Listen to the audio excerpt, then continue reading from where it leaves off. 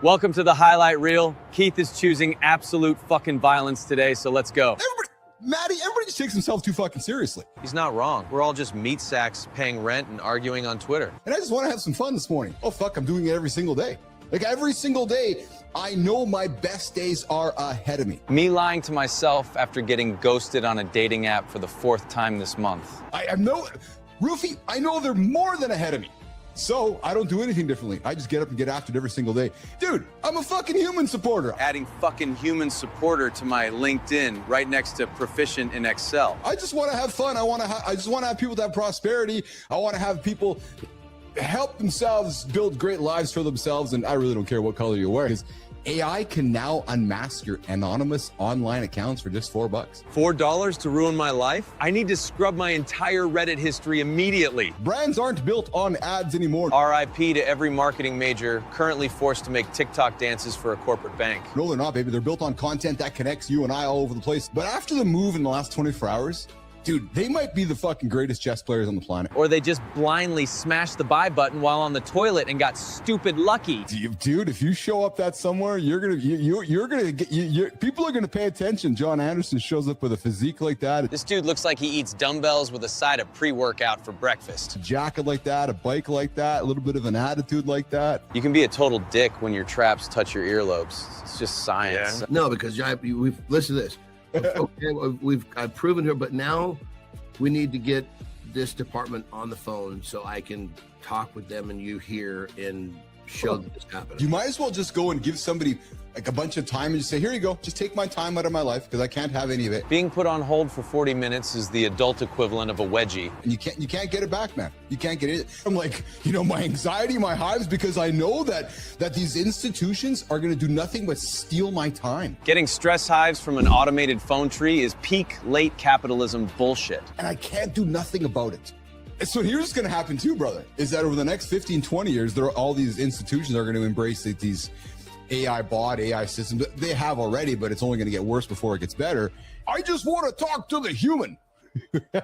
Just want to talk to the human. Me screaming representative into my phone until I lose my actual fucking mind. You always want to make sure that if somehow a domino starts the fucking, you're prepared for where it could end up. Always assume the domino lands directly on your balls. Protect yourself at all times. And I was like, dude, I said, the morning show, not only is it a business here, but what it's also given me the ability to do is to begin again every single day and have a reason to get up and get after it and help me fight some of my addictive behaviors. Starting a podcast is basically the modern male version of going to therapy. Et cetera, et cetera. And I just want to put an offer out there to anybody that, you got a chance to begin again. You can start again before it goes fucking sideways. Like deleting the dating app and re-downloading it 2 hours later. A fresh start. Just spit her out. Right. So, and I joke about it often on this show that, we have a certain part of society that wants to praise and wants to show love, but that the moment somebody screws up, we quickly cancel them. The internet loves a public execution almost as much as I love avoiding my responsibilities. And I'm like, hey, maybe we want to wrap our arms around this person and try to help them. I don't know. We all fuck up like that. Please. My worst fuck up was accidentally sending a meme to my boss instead of my therapist. So I went and sold my company, made a bunch of money, and then all of a sudden I felt like I was a little bit different than everybody for a period of my time. I did. I went to this ego confidence thing where it's like, oh, maybe I'm a little better than everybody. Me when a single reel hits 1,000 views. Suddenly, I'm an unapproachable A-list celebrity. Oh yeah, I got some money here. If you're gonna go and protest, you never want to make sure there's a senator who's a Navy SEAL. Never argue with a guy who knows 50 ways to snap your neck with a napkin. Or yeah, a Navy SEAL who's there to protect the situation. So watch if you're gonna have any protests, because you never know who's in the room with you. I mean, it represents something. It was the first way that people could exchange money without a bank. And now we use it to buy overpriced pictures of pixelated monkeys. Evolution is truly beautiful. I saw this fucking video of their mining facility. Yes. Dude, it's out in the middle of fucking nowhere in Texas. And this motherfucker is probably, you could fit 3 or 4 football fields in here. Yes. Yeah. Straight fucking computers mining. Just 10,000 overheating graphics cards killing the ozone layer so finance bros can feel alive. When they solve a problem, they're rewarded with a Bitcoin. So, but what is the solving problem? What's the value of solving the problem to the Bitcoin? How do they connect? Like, let's just say we boil it down. 2 + 2 is 4. My fucking computer got it. The absolute most accurate explanation of crypto I've ever heard in my entire life. Exactly. Why do I get Bitcoin for that? Because magic internet money demands that your graphics card solves a Sudoku puzzle. Just accept it. So again, if we think about real world, John, what's this gold worth that I've pulled out of the market today? Well, what's the market saying it's worth today? Right? Well, this mine only has 0.008% left and it's pulling this out and it's worth this. So that's why blockchain, one last thing, John, that's why blockchain has been looked at as such an effective future technology. Yeah. Because it proves the transaction happened. An unerasable public receipt for buying fake internet real estate. Absolutely humiliating. Okay, so you got an electricity bill for $100,000 this month to turn your computers on. Okay, it cost me $100,000 to turn my computers on. Okay, but we made $200,000 in Bitcoin. There's our profit, right? Yeah. So it's simple. It's as simple as that, really. Some of these things are so, like, I speak from my position. Like, some of these things are so, like, even what you explained to me is not going to help me make a better fucking investment in Bitcoin. You know what I mean? Bitcoin is all speculative. Like, it's all speculative. Like, you can go into ChatGPT or Perplexity or Grok and say, what's Bitcoin going to be in 3 months from now? And it's going to pick a fucking number out of the air. Crypto predictions are just horoscopes for guys who refuse to go to therapy.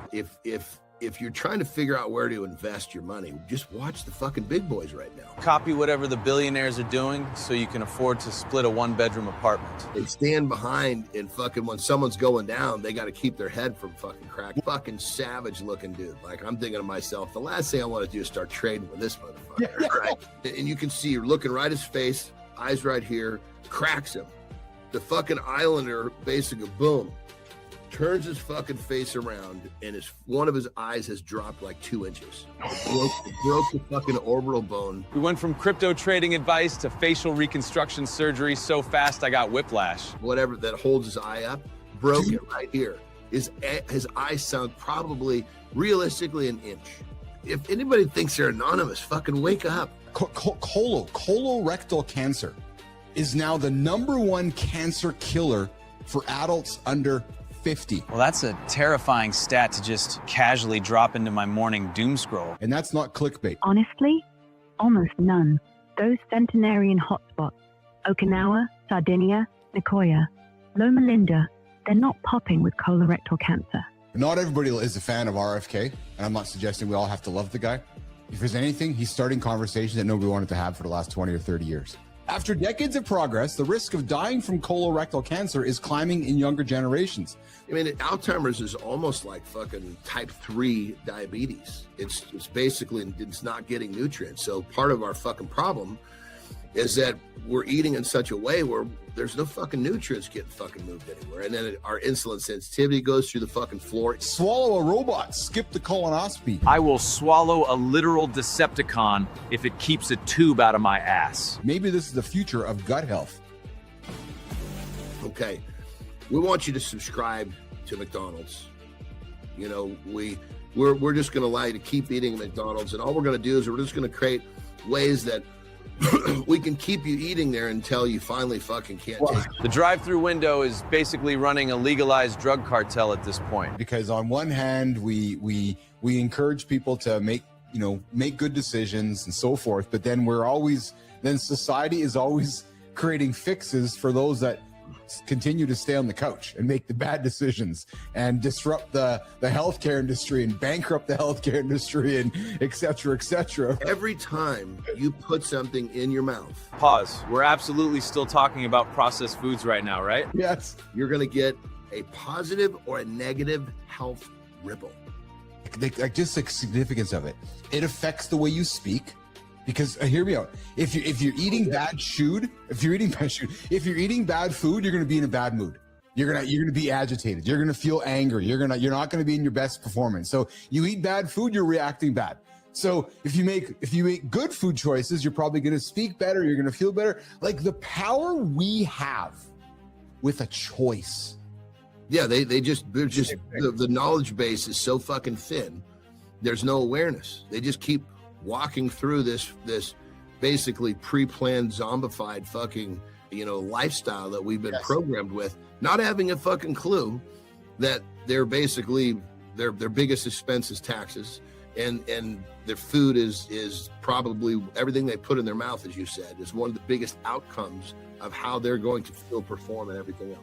In a U.S. survey of 1,500 people between the ages of 10 and 24, nearly 60% said they want to see their fathers openly showing love and enjoying parenting instead of acting like Rambo. Wait, emotionally repressed guerrilla warfare isn't the gold standard for raising kids? Shocking. So really, when it comes down to the real Rambo, has the Rambo and he has the giggles and the laughter. I must have missed the extended cut where Rambo plays peekaboo with a toddler. And the tears. You're unique, and perhaps so am I. AJ Zeglin's unique. Like, I was at AJ's service yesterday for his mother-in-law, and dude, the love that guy showed and the vulnerability that guy showed, that's tough for a lot of men, John. Let's face it, right? It's tough for a lot of men, and you're okay to show it. I'm okay to show it, right? It's okay to see Johnny cry, but still be tough to hold the room to protect me.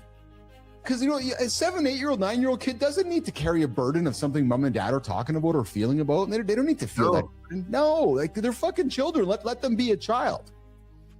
This girl named Courtney Clenny, Johnny, she's in jail for killing her boyfriend, but she's taking applications for her next boyfriend. The dating pool is so radioactive that literal murderers are getting swiped right on Tinder. And she's being overwhelmed with mail on guys that want to be her boyfriend after she's now put in jail because she killed her previous boyfriend.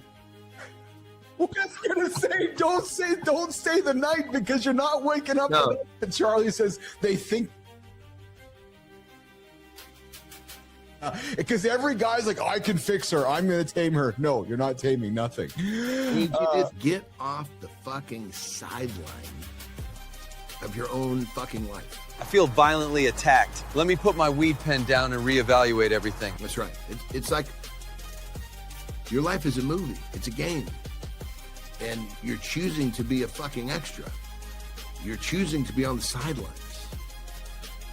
Why? Mostly because you're telling yourself that you're not. Well, let's give that a little test. Go to the nearest place where you can find a fucking mirror and take your shirt off. But bottom line is this: you want to be the quarterback of all areas of your life. I'm literally just trying to not fumble my mental health before 2 p.m. every day. And generally speaking, the first manifestation that people need to make is their health and fitness. You have 100% control of changing how you look and how you feel. But when it comes to the things you can control, are you on the fucking sideline of your life? My guess is most people are. If you're here, it's because you want something more. So it's time to fucking take this piece of advice. Start being honest with yourself. In the first place, you need to do it is how you feel, because how you feel translates into how you look. And all of this put together translates into more confidence, translates into you making the decision that you're going to make a change. So get off the sidelines of your life. Rock and roll.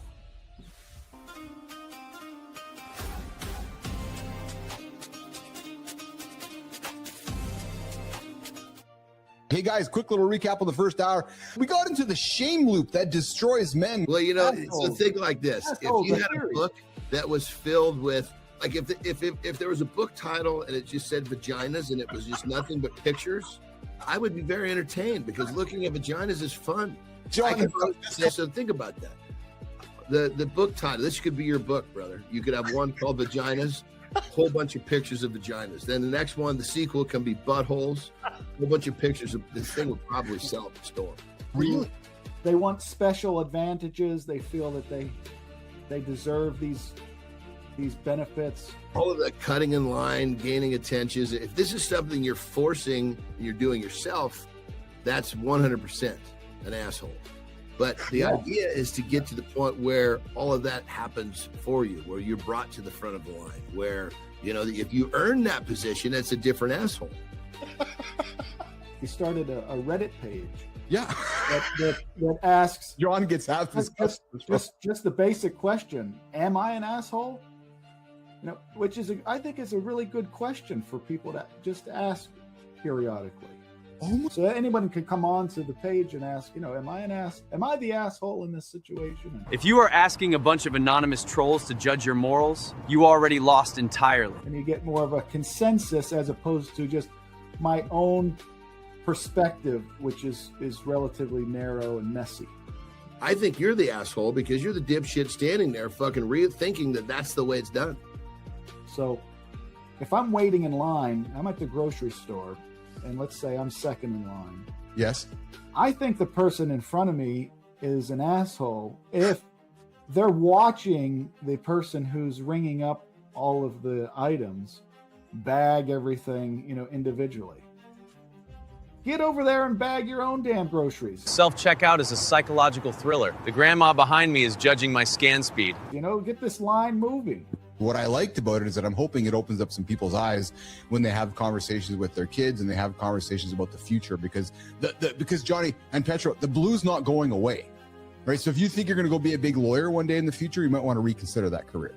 True story. Brother, if there's one thing that I'm telling my team and I'm telling my kids and I'm telling everybody, we are living in a world where you have to constantly be upskilling, because the moment that you think your workflow has been solved, something else introduces it to say you can do it differently. You're learning all over again. There's studies that are coming out now showing that response and empathy and compassion Yes. are rated by humans as more empathetic and compassionate than human response. So I spent $1,500 this week on Perplexity, like this week, in 1 week, 5 days, $1,500. But I saved about $50,000 and 3 humans I would have had to hire. And it's hard for us to go and learn new skills. And you said to yourself, okay, I got another 30, 40, 50 years on the planet, educating, helping, and teaching. I need to pause my life this week, maybe put some of my pride aside to go learn. And academics, each semester, it seems like that there's a warming up to AI. At first it was, students can't use AI at all. No, absolutely not. No, we have to have a policy in your syllabus saying no, right? And then pretty much the next year was, okay, well, students are going to use AI. And now the attitude is we have to teach students how to use AI. Well, So it's like, This is exactly like when teachers said, you won't always carry a calculator. Liars. within 3 years, the attitude changed each semester. I got out of bed. I fucking frantically ran to the shower, was getting all ready. I was like, oh, I don't got to do my show today. So as much as I love doing this show, I fucking love it, man. I love doing this every single day. You guys, for every brand out there listening today, later, on demand, or live, it's time to become the show. Not about the budget at all. It's about a decision. It's about the decision about stop being the ad break and make the decision to become the show. Nobody watches ads. We just stare blankly at the skip and 5 button waiting for dopamine. Again, I'm speaking from experience.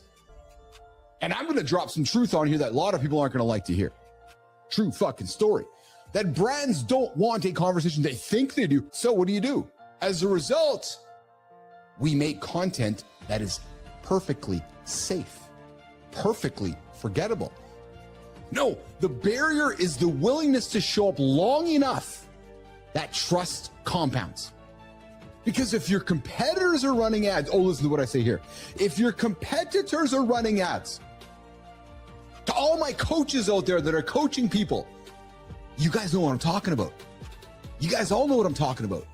They're just doing the all fucking lame LinkedIn posts, selling their coaching shit here, selling their coaching shit there.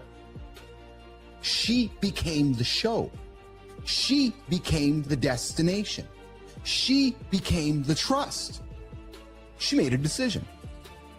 I'm going to make them look like they're background noise. But I would challenge you, I would encourage you, I would invite you. Go and look at everybody else in your industry and see who you are competing with.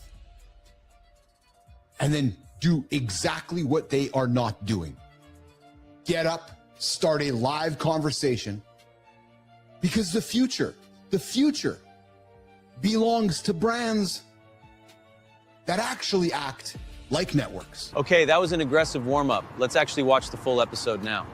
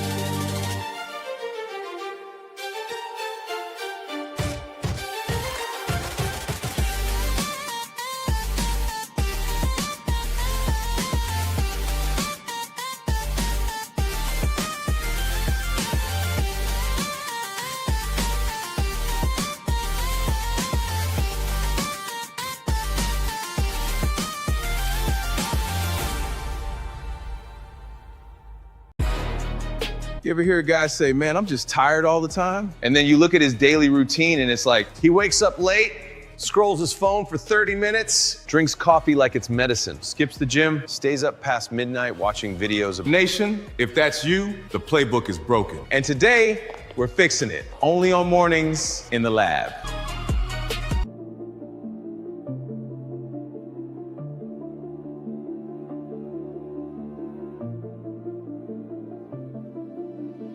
Good morning and welcome back to Mornings in the Lab with Keith, John, and friends. Accountability partner here to help you start your day with real talk, motivating content, and entertaining conversation. We are live and we are an R-rated experience. Prick. Who's that? The interface is dying. Live beats perfect every time. It gave me goose pimples to hear it.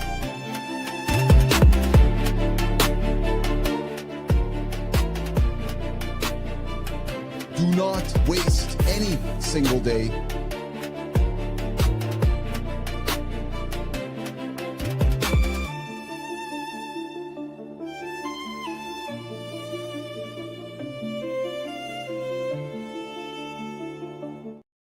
Here's a truth that most men don't want to hear. Guys, you're not exhausted because life is too hard or because you sprung forward this weekend. Hey, where'd my hour go? Yeah, you lost it. Now you're exhausted because here's the morning lecture, you guys, because the system you're using to run your life, it sucks, it's broken. And we're going to address them today. But first, drum roll, please. Welcome back to Mornings in the Lab with Keith, John, and friends, your live morning show for real talk, motivating content, and entertaining conversation designed to help you start your day with some momentum, some clarity, and a little bit of fire in your belly. Hey, quick reminder, team, do we got the streams rolling? You guys missed me on Friday? Yeah, one of my colleagues forgot to press the button. Yeah, we just forgot to press the button on Friday. So I see Jimmy typing here. Yeah, that was Jimmy. We're going to blame it on Jimmy. Hey, we blame everything on Jimmy. Yeah, he forgot to press the button on Friday, but we're here. Yeah, we are here today. Good morning, everybody. And I'm thinking, yes, we are streaming today. Hey, guys, if you missed the start up in the top left corner, this is an R-rated experience. Sometimes it becomes X-rated. That means we drop the occasional F-bomb, S-bomb, and sometimes we talk about things your HR department would prefer you process in a wellness seminar or somewhere that out of earshot where people might be offended. Because we typically will offend somebody on the show. Yeah, and the goal of the show is to offend everybody along the way. So if you're offended, good, we're doing our job. Yes, and if you're sitting next to someone who does get offended easily, well, ask the person sitting next to you to leave. Yeah, true story. Hey, and if there are kids in the room, well, welcome to Uncle John and Uncle Keith's morning show, where we're going to educate you with great content and conversation to help you get up, get motivated, and hit those big, audacious goals. Yes, and hey, guys, have you checked into the show yet today? Have you checked into the show yet today? And if you're wondering what the hell I'm talking about, well, Jimmy's going to put it up on the screen here. MITL.live, MITL.live, mornings.live. That is how you check into the show, get up, get after it, and show your proof. Show that you are up, awake, and you are providing some value to the world here. And you can do that by creating and starting your streak. What's a streak? Well, it's a way to stay accountable. It's a way to stay accountable to yourself and to the community we are building here on the show. And hey, while you're there, we got today's poll. Yes, Kai's always on the poll. She's on the poll every single day. And the poll today is this. Boom.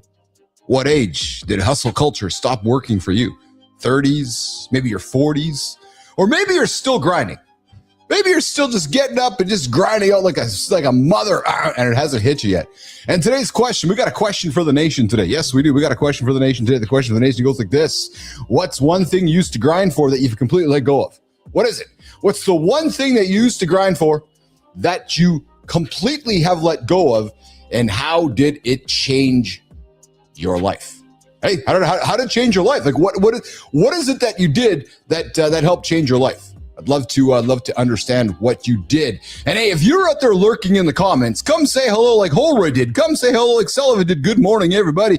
I saw you checking in, and I see you there in the community this morning. The two OGs themselves, Adam Holroyd and Mike Sullivan. Hey guys, if you're snoozing, how many minutes are we behind? Whoa, we broke the double digits today. 10 hours, 3 minutes of your life is gone. What's up, homie? What's up, kindness? What's up, Maddie? Hey, 10 hours, 3 minutes of your life are gone by snoozing. Just think about that. And, after springing forward this weekend, you're actually 11 hours. So think about this. If you snooze this weekend and moved your clock forward, you're just, pardon me, right? You're just fucked right now. Yeah, true story. All just vanished, evaporated, gone. So guys, my invitation to you goes like this. Don't hit the snooze button. And maybe one time it's going to create some awareness. You're like, nah, I don't want to hit the snooze button anymore. Nope, true story. Hey, what is ahead in today's show? Well, today's show is a big one. I got a guest coming up. The guy did some crazy shit. Oh yeah, he did. He did some crazy shit. He joined the he signed up for the show yesterday. I dropped a note to producer Neiman yesterday. I'm like, hey, we got a guest. I'm like, sorry, but check out his stuff. Yes. Hey, hour one, guys, we don't talk gas on this show unless it's coming out of Johnny's ass, but hey, gas prices are through the roof. Yes, they are. How's that affecting your pocketbook? True story. It's funny because I don't really worry about gas. I got an electric car, although I do drive my Jeep, but gas is a conversation that I think it's like gas and weather. It just unifies everyone. It's quite fascinating to me. And hey, if you're wearing those Meta Smart glasses like I am, you're sending your nut footage to people in Kenya. Yeah, true story. America's sextinction. Hey, Maddie, Roofy, get this, man. 1 in 3 men, sexless marriages or sexless. 1 in 3 guys are just after solo life expectancy work. And hey, poop pills are beating cancer. Logan Paul sells his Pokemon card, and the fire breathing challenge we got a bunch of great stuff, and as well as Croy. How do you say this? Croy Sather. Maybe it's Glenn Sather's. Maybe he's related to Glenn Sather, Roofy. His name's Croy Sather. Doctors said he'd be a vegetable. So you know what he did? He's like, fuck that. I'm going to run across America instead. Yeah, true story. The guy, doctors say he can be a vegetable. He gets a cup and runs across America. 14 years old, Croy Sather was put into a coma by a drunk driver. Holy motherfucker. Doctors said his family, he would likely live the rest of his life as a vegetable. I wonder if they told him what vegetable he would be, Roofy. I'm just wondering. Like, did they say you might be a potato? You might be a cucumber? You might be Like, what kind of vegetable did the doctor say he was going to be? I don't know. Just wondered. Anyways, he fought back. Yeah, maybe he was an eggplant. Maybe they're like, hey, dude, you're going to be an eggplant. But I don't want to be an eggplant. I want to have some more vitality than an eggplant, Kai. I could be, yeah. Not making fun of it, just calling it out. Doctor said you're going to be a vegetable. So you might say, hey, what kind of vegetable am I going to be? Yeah. Hey, so then what's the guy do? He goes to run 2,600 miles across America. Yeah, that's it. I'm not being a vegetable. I'm going to be an eggplant. Run across America. Boom. Hey, we're going to talk about resilience, mindset, and what it actually takes to chase goals that most people would call impossible. And if he's offended by that opener, well, I'm sorry, Croy. Yeah, you're on the wrong show. Yes. And hey, you're not tired. You're running the wrong playbook. We're talking about that second hour. Guys, we got some tips for you, Keith and Johnny. And then, hey, guys, also morning focus. Your reach is rented.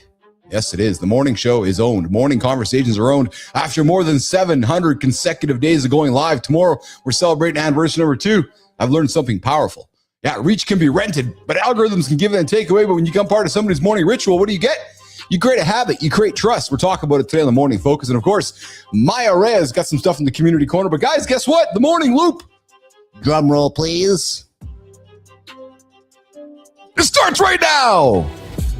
Hey, it's Monday. I'm still mad at Friday's bathroom 5K lunatic. Chief asked one question. We got a full asshole symposium. The big dog solved it fast. Use the aisle, not the toilet. Then the professor buried him. 100% asshole. No curve, no mercy. That part ruined my weekend. I kept picturing 30 people doing the pee shuffle. And if he filmed it for content, that's Hall of Fame selfish. So yes, it's Monday, and we're opening Morning Loop with the world's dumbest commitment strategy.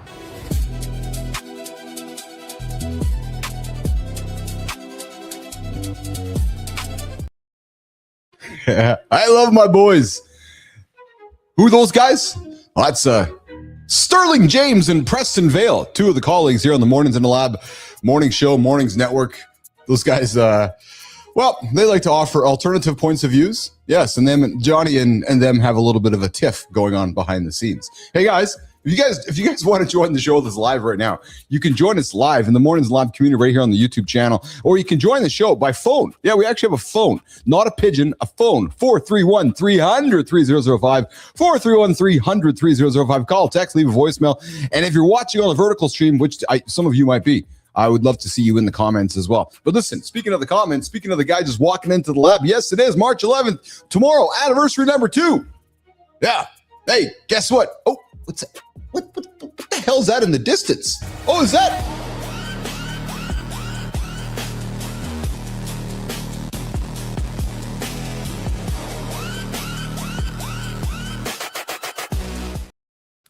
Yeah, the Cybertruck.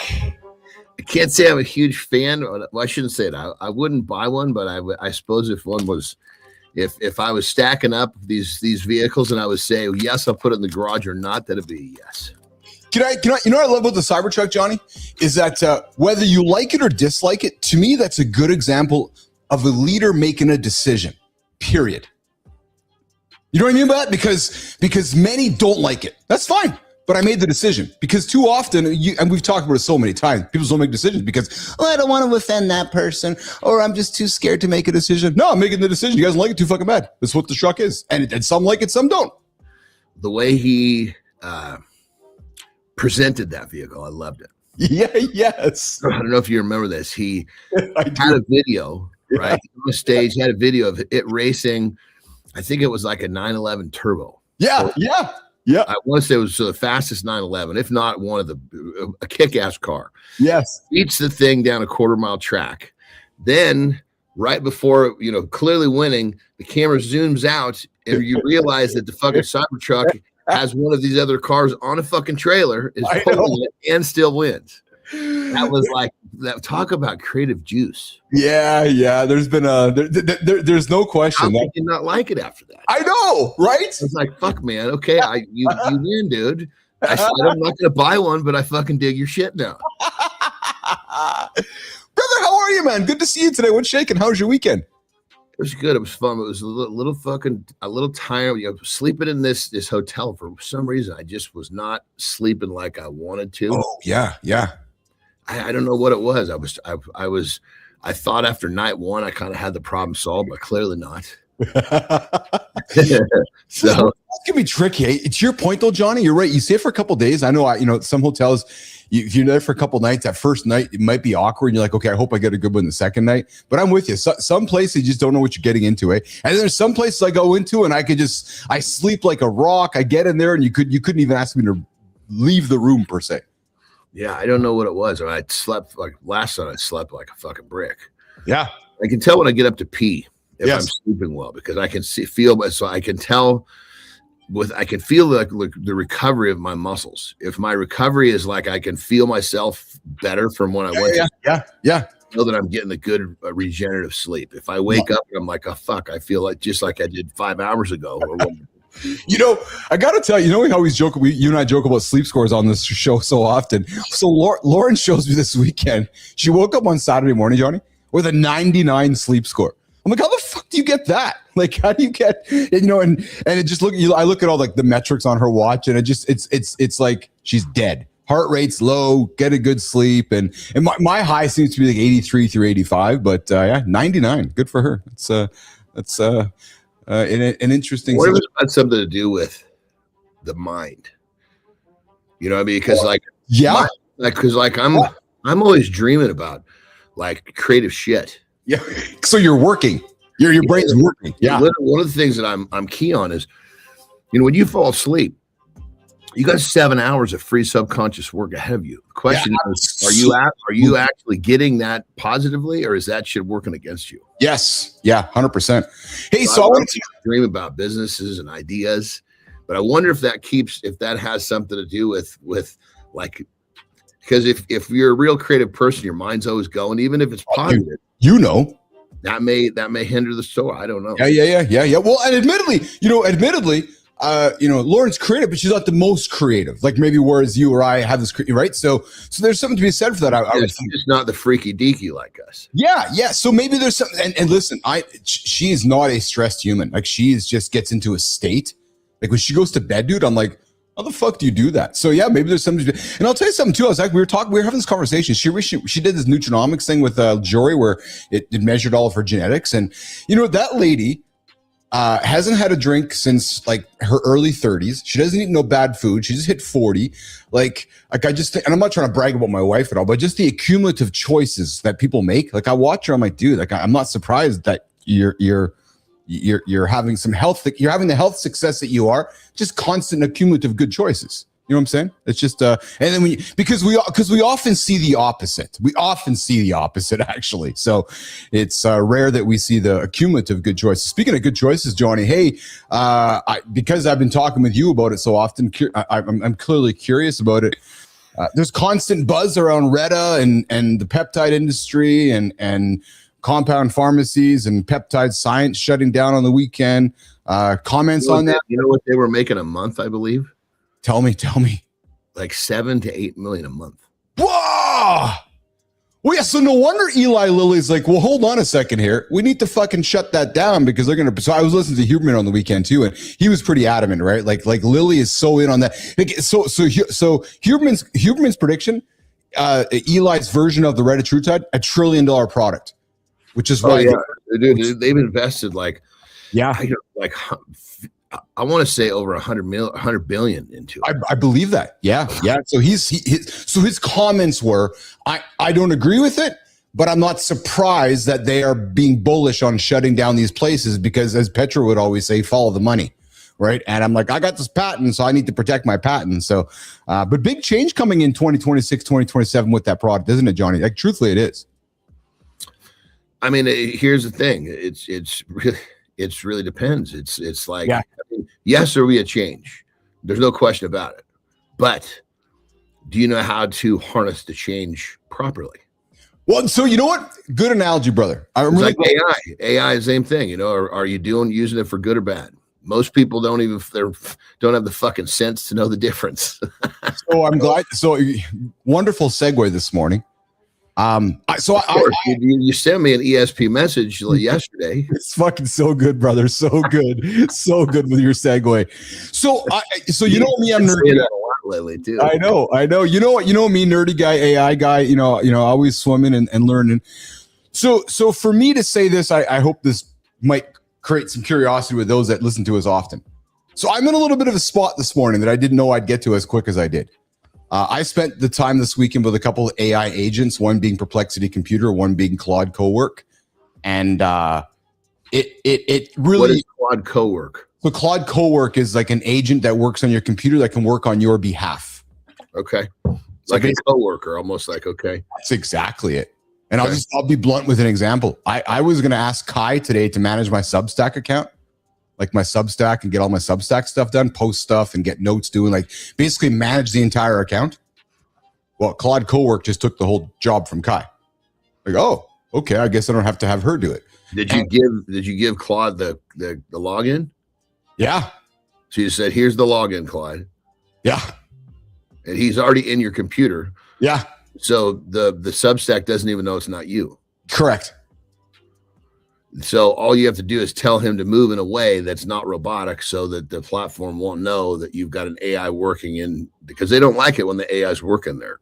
Yeah, but it's doing it all for me. So it's running on my computer. It's running on my Chrome browser right now, actually. Yeah. As long as he doesn't move in a way that, as long as Claude moves more like a human with a little randomness, there's no way for it to know. Yeah. So you can easily tell an AI, act with some rands like a human. Don't be too robotic, and they can do that perfectly. I did some things this weekend that I didn't think I would have the ability to do yet, I guess in March of 2026.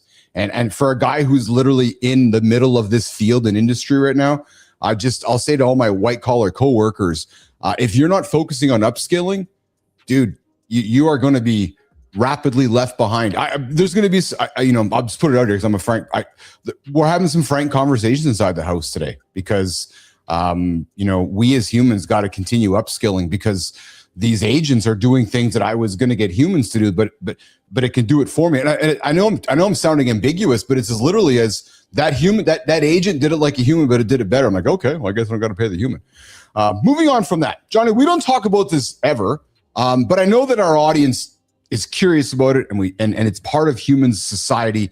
And I don't want to say you don't care because I know you do, but we also don't pay a lot of attention to it. But it's a commonality that brings people together. One of them is weather, and one of them is gas. Jimmy, let's run the clip. Gas prices are going through the roof starting today.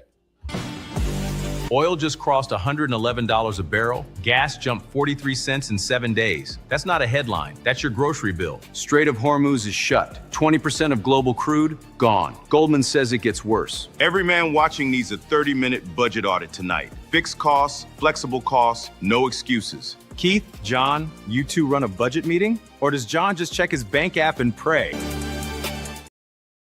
So I know that you're always the guy who making money. You're not focused too much on saving money, and I'm the same way, and I appreciate that about you. But I just want to be frank. Do you ever pay attention to this, or is it just goes in one ear and out the other? You don't even pay attention to it. Because when I drive out there in the real world, I never look at gas pump prices. But I will also when I want to get gas, I don't fucking look at how much they're charging. Yeah, neither do I actually. I pull over if it's the gas station I want to use in my line of travel. It is what it is. Yeah, it does. I mean, it's. The few cents or even the dollar, let's say, is so not worth my time of maneuvering to save. Let's just say that it was $1. I could save $1 by traveling 10 miles to a different gas station out of my route, right?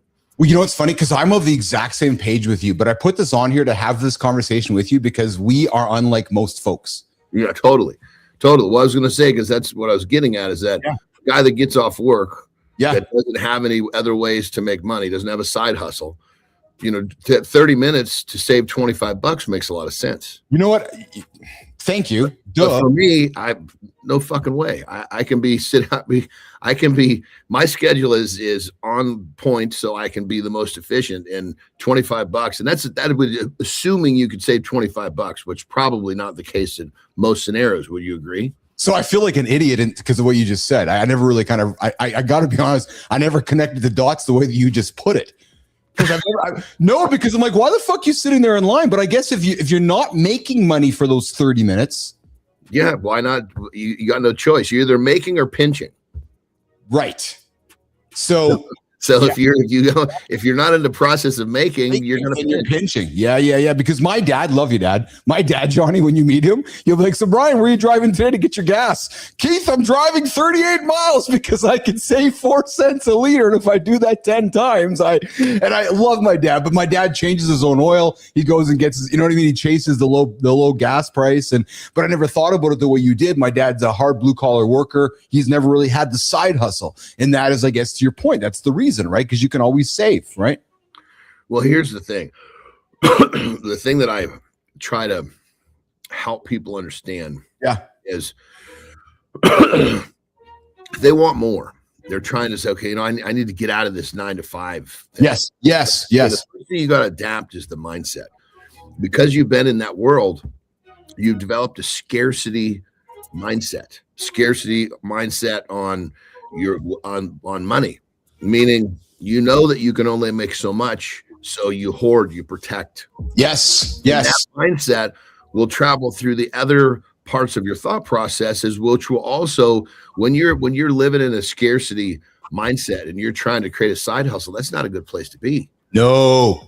I've noticed that, John. I think you probably have when I've traveled and you go to places where maybe things aren't aplenty. You see people hoarding stuff, right? Because I suspect that's how you measure value, right? Like so you hoard stuff, like because that stuff equals value. Like for example, I spent some time in Kenya, and I was spending some time with some families down there, and I noticed that the things that I saw them accumulating might be trivial to you and I, but I gotta think that stuff, Johnny, in a world of scarcity, that means something. It's value, right? So yeah, I got a lot of stuff in my house per se.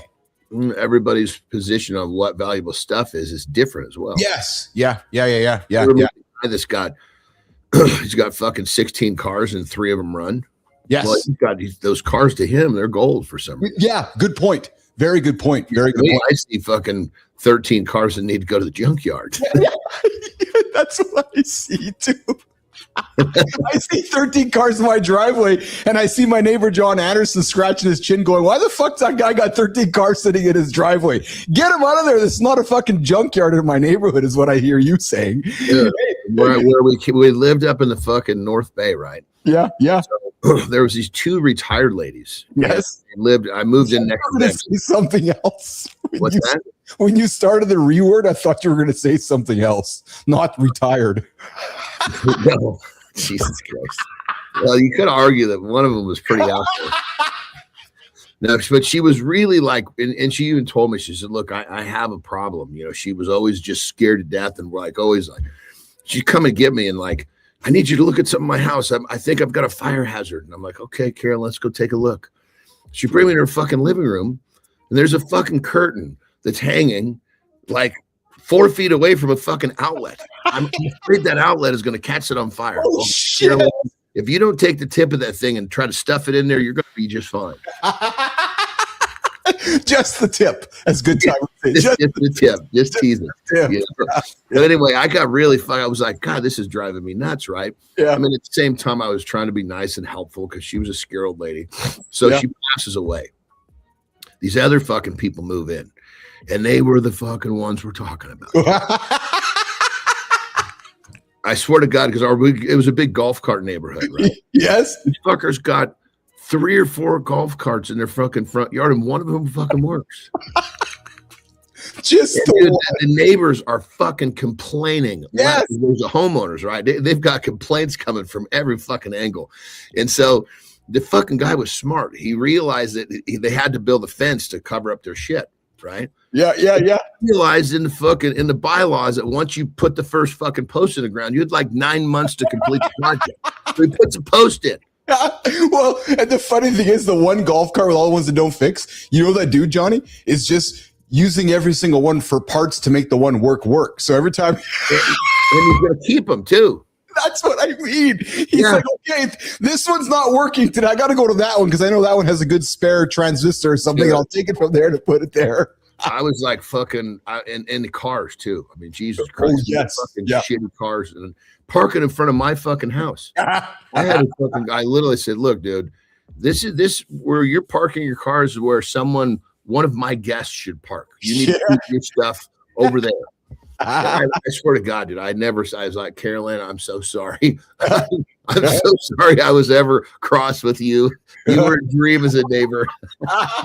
Hey, coming up on Center Stage with Sophia Grant in a few minutes, we got a guy whose doctors said that he'd be a vegetable. We don't know what vegetable that they say he'd be, but they said he'd be a vegetable. So what'd he do, Johnny? He ran across America instead. That was his response to that.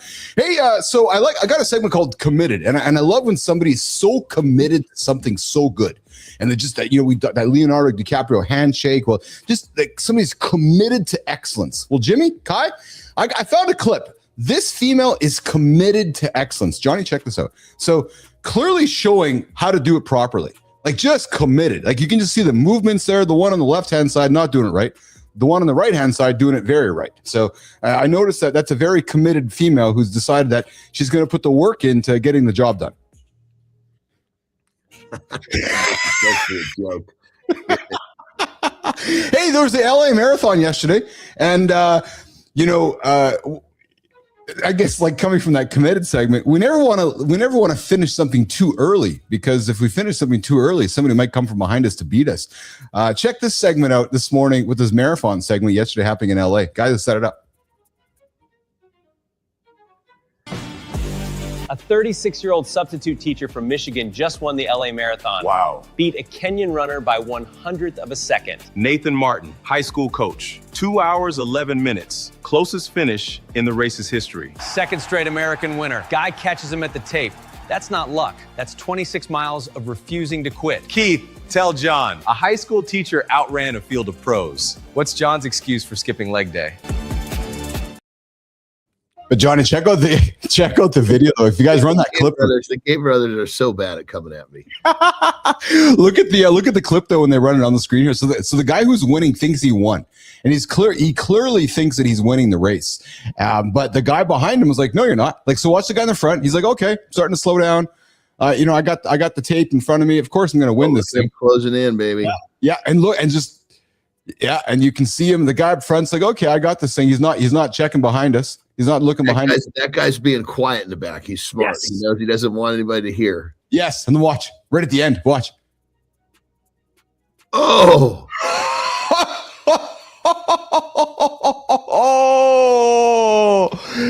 That's the committed segment right there. Yeah, no shit, eh? Hey, John, so what's the message in that? And I'm being serious. Like, what's the message? Is the message don't quit, or is the guy behind him just keep going? Like, and I'm like, what do you think the message is in that?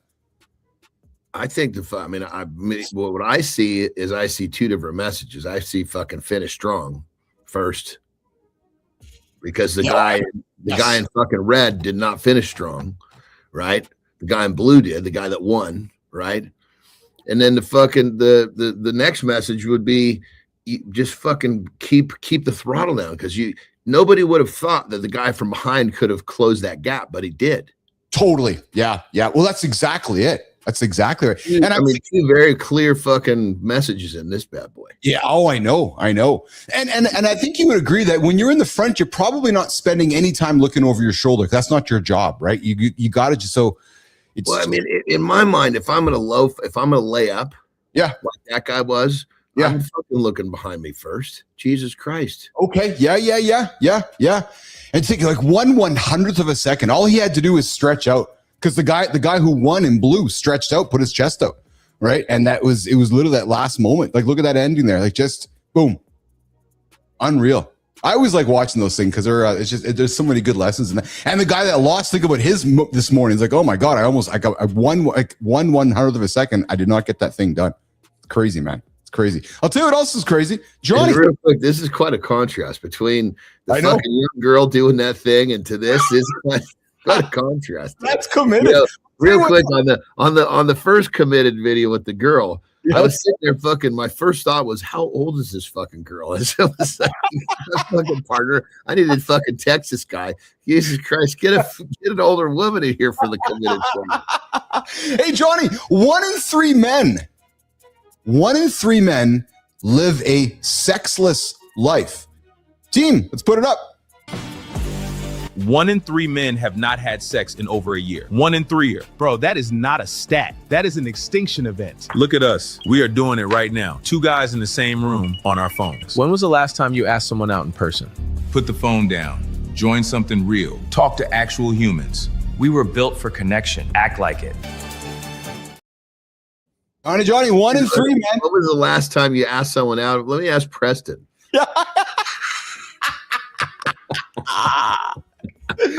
So, Johnny, 1 in 3 men have not had sex in the past year. 1 in 3. And John, and 1 in 5 women have reported the same thing. So well, here's the thing. I have to imagine this is not by choice. If it was by choice, this would be actually quite a heroic thing, because someone to abstain from that's a motherfucker. But unfortunately, I think this is about people's lack, because either they can't get it up or they don't have the social skills to fucking get there. Well, I have some responses for you. A sex neuroscientist named Dr. Deborah So. She dropped a book called, we should get her on the show. Kai, let's follow this up actually. Sextinction, the decline of sex and the future of intimacy. She studied this for 11 years. Hey, Petra, 11-year study. And she found, Johnny, five forces driving the collapse. Number 1, social media creating impossible standards, period. Like right there, right? So a man, let's face it, AJ was talking before, right? Like as a man, you're one swipe away from a different attractive girl. It's like as simple as that. Like actually, and if you're one swipe away, okay, I don't like that. I don't like her eyes, swipe. Oh, I don't like her eyelashes, swipe. It's actually quite ridiculous when you think about it. Number 2, dating apps are overwhelming our evolutionary wiring. Right. Again, it's so readily available. You're swiping through hundreds of potential partners. It's just like this swipe mechanism where it becomes very, it starts to decrease the value in it. John, number 3, pornography, warping sex desire. 4, AI companions. And number 5, which is what you lean into, environmental toxins are tanking our hormones. BPA in plastic, synthetic estrogens, everything that we're consuming, all the unhealthy diets are leading to decreased libido for men and women. Not surprising, is it, when you think about it, Anderson? At all. I mean, the first reasons that you listed off. Yeah. I mean, just fucking be a human, for Christ's sake. Well, yeah. 100%. Go. You're taking like some of the most like, let's use a bunch of adjectives. Entertaining, fulfilling would be 2 adjectives we could use. Those 2, some of the most fulfilling and entertaining things come from interaction with another fucking human. Yes, exactly. And we're like giving this away. Yes. We're going to interact with another human coming up, Johnny. Doctors said he'd be a vegetable. But again, we don't know what vegetable the doctor said he'd be, but they said he'd be a vegetable. Come on, does he want to be an eggplant, or is he? No, I want to be like a cucumber. Or do you want to? I knew you were going to say you wanted to be a cucumber, you weirdo. Well, you'd want to be the fucking eggplant. I don't know what you would want. I don't know what I would want. That's a good question. I don't have one's not jumping to my mind. That's for sure. It's like, what's the response? Hey, John, you're going to be a vegetable. Well, what vegetable do I want to be? But hey, so that's a good one. If you were going to be a vegetable, you said you'd be a cucumber. We all know why, you weirdo. I don't know what I would be. Well, that's something. So there you go. Tonight, when you go to sleep and you can't sleep, your creative brain can be thinking about what vegetable you're going to be. But more importantly, if a doctor said you'd be a vegetable, what would be your response? Well, this guy coming up, Croy Sather, he's like, fuck that. I'm not being a vegetable. I'm going to run across America. Sophia Grant, let's set it up. Somewhere along the way, you started listening to the voice that says, be reasonable, reasonable goals, reasonable expectation. And slowly, you stopped betting on yourself. Our next guest got told at 14 that his life was over. He bet on himself anyway. Croy Sather was riding his bicycle when a drunk driver hit him head on. 4 days in a coma. His neurosurgeon said, if he survives the night, he'll be a vegetable for life. He woke up, spent a year in casts and rehab, went to work as a carpenter, built his first business at 24. At 28, his marriage fell apart. With 1 year of running training, he ran 2,621 miles across America, a marathon a day for 100 days. Then he went to Death Valley alone, 146 miles, no crew, through the hottest place on earth. He broke a 13-year-old world record by nearly 5 hours. Today, at 55, he's training at 9,000 feet in Colombia's mountains for a return to Death Valley. If Be Reasonable has been running your decisions, you need to hear this man's story. Nation, let's welcome Crowd Mornings in the lab. Imagine being put in a coma by a drunk driver at just 14 years old, and then the neurosurgeon tells your family you're going to be a vegetable for the rest of your life. Well, that's what happened to today's guest. He grew up to run 2,600 miles across America, a marathon a day for 100 straight days, and then he broke the world record 140 miles from Death Valley. Now in his 50s, he's preparing to do it again. But before he does that, he's going to join you and me this morning live on Mornings in the Lab with Keith, John, and friends. Croy, what's shaking, brother? Good morning, guys. How are you? Good. How are you? Doing really, really good. I love that video. I'm going to steal that from you. Yes, you can. So, hey, listen, before we get into the serious conversation, Johnny and I were having a debate about what kind of vegetable we would be. So did you wonder what kind of vegetable you were going to be if you had to choose? I think the doctor thought I was going to be a cauliflower, so I'll go with that. Jesus, Murphy. Keith very quickly opted to be a cucumber, which was an interesting choice. Croy, thanks for having some fun with us here today. If we can have fun. What did you say? Did I say what did you opt to? Cucumber? Is that wrong? Yeah, I said cucumber. Yeah, he's a cauliflower. My brain is not working as sharp. Forgive me. Croy, where are you joining us from today, brother? Where are you joining us from today? I am in South America, in Colombia. I'm in a tiny little town called Zipaquirá, where they have a salt cavern that was turned into a cathedral, which is 600 feet below the ground. It's what this small city is famous for. Wow. So let's get into it then. So you're training in the mountains of Colombia right now. So what does a typical day look like for you? You're 55, you're an ultra runner. Are you just this weird gringo running past everyone like 9,000 feet, or everybody's like, hey, there's Croy, there's a superhero in town? Yeah, and I'm usually the only guy running without a shirt, so I tend to stand out. Yeah. I don't know if they think I'm homeless or crazy or maybe both. Yeah. Let's can we set it up? Let's go back to the other days, my brother. Let me ask you. I'm dying to ask a question if I can jump in. Yeah, please, Johnny. Yeah. So your story and what you've done, brother, is like the perfect setup for this question, because I've never been in a situation like you. I mean, and very rarely do you get to talk to someone who's actually gone through what you've gone. Yes. But you hear the will to live, the will to do X, but your will to do something is great. Well, that's a big part of getting it, but the will to live.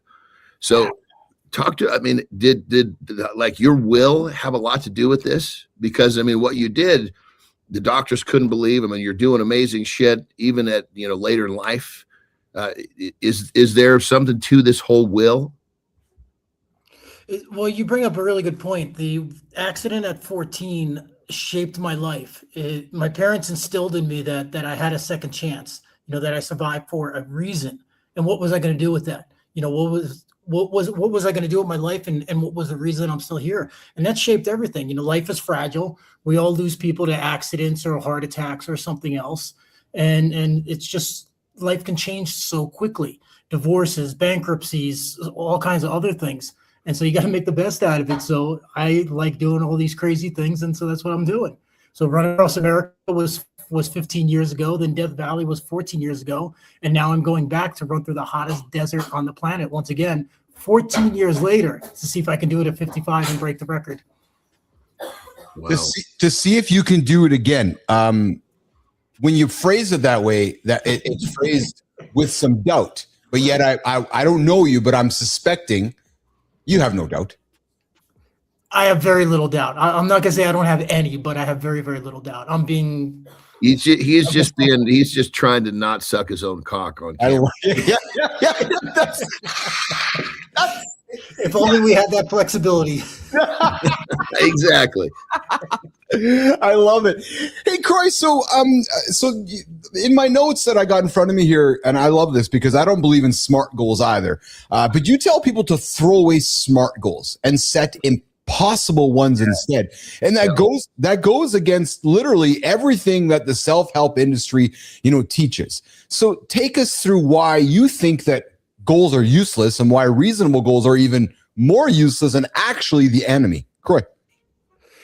Smart goals have their place, so we can't get around that. But smart goals or small goals or regular goals, they're impotent. They tend to not. Yeah. They're not going to push you. They're not going to help you grow. They're not going to make you achieve the things that you could possibly achieve. So if you set an impossible goal, an unreasonable goal might be a better word for people. If you set an impossible goal, you have to become a different person to be able to achieve that. You can't achieve it at being the same person you are now because it's so far out of who you are. Going back to Death Valley, even though I've done it before, I was 41 when I did it last time, and now I'm training again to go back again. Body's slightly different, although I'm super happy with the way my body is adapting and getting ready for this. It's not the same as it was 14 years ago. So it was unreasonable back then. One thing you didn't bring up, I'm only one of 5 people that have ever finished this course. There's only been 5 people in the world that have ever done this, running from the lowest point to the highest point in the United States, pushing a cart with my food, water, and supplies. It's about 200 some pounds. And so when I go back and do it again and I break the record again, I'm setting a new standard, not only for me, but for everybody else who's watching. I love that you use that word standard because to me, that's linked to a smart goal. A smart goal sets the standard too low because people just like, oh, I'll hit the goal. And it's about pushing you just so hit it on the head. A SMART goal is just a standard, is all it is. Yeah. And I'm like, what the hell is that? That's just John and I talk all the time, Croy, about that's just sitting in the stands with everybody. If you want to be one of the 5 who are on the stage like you are, well, that takes a whole other set of goals and mentality, doesn't it, Croy? Oh, it absolutely does. And you said being in the stands.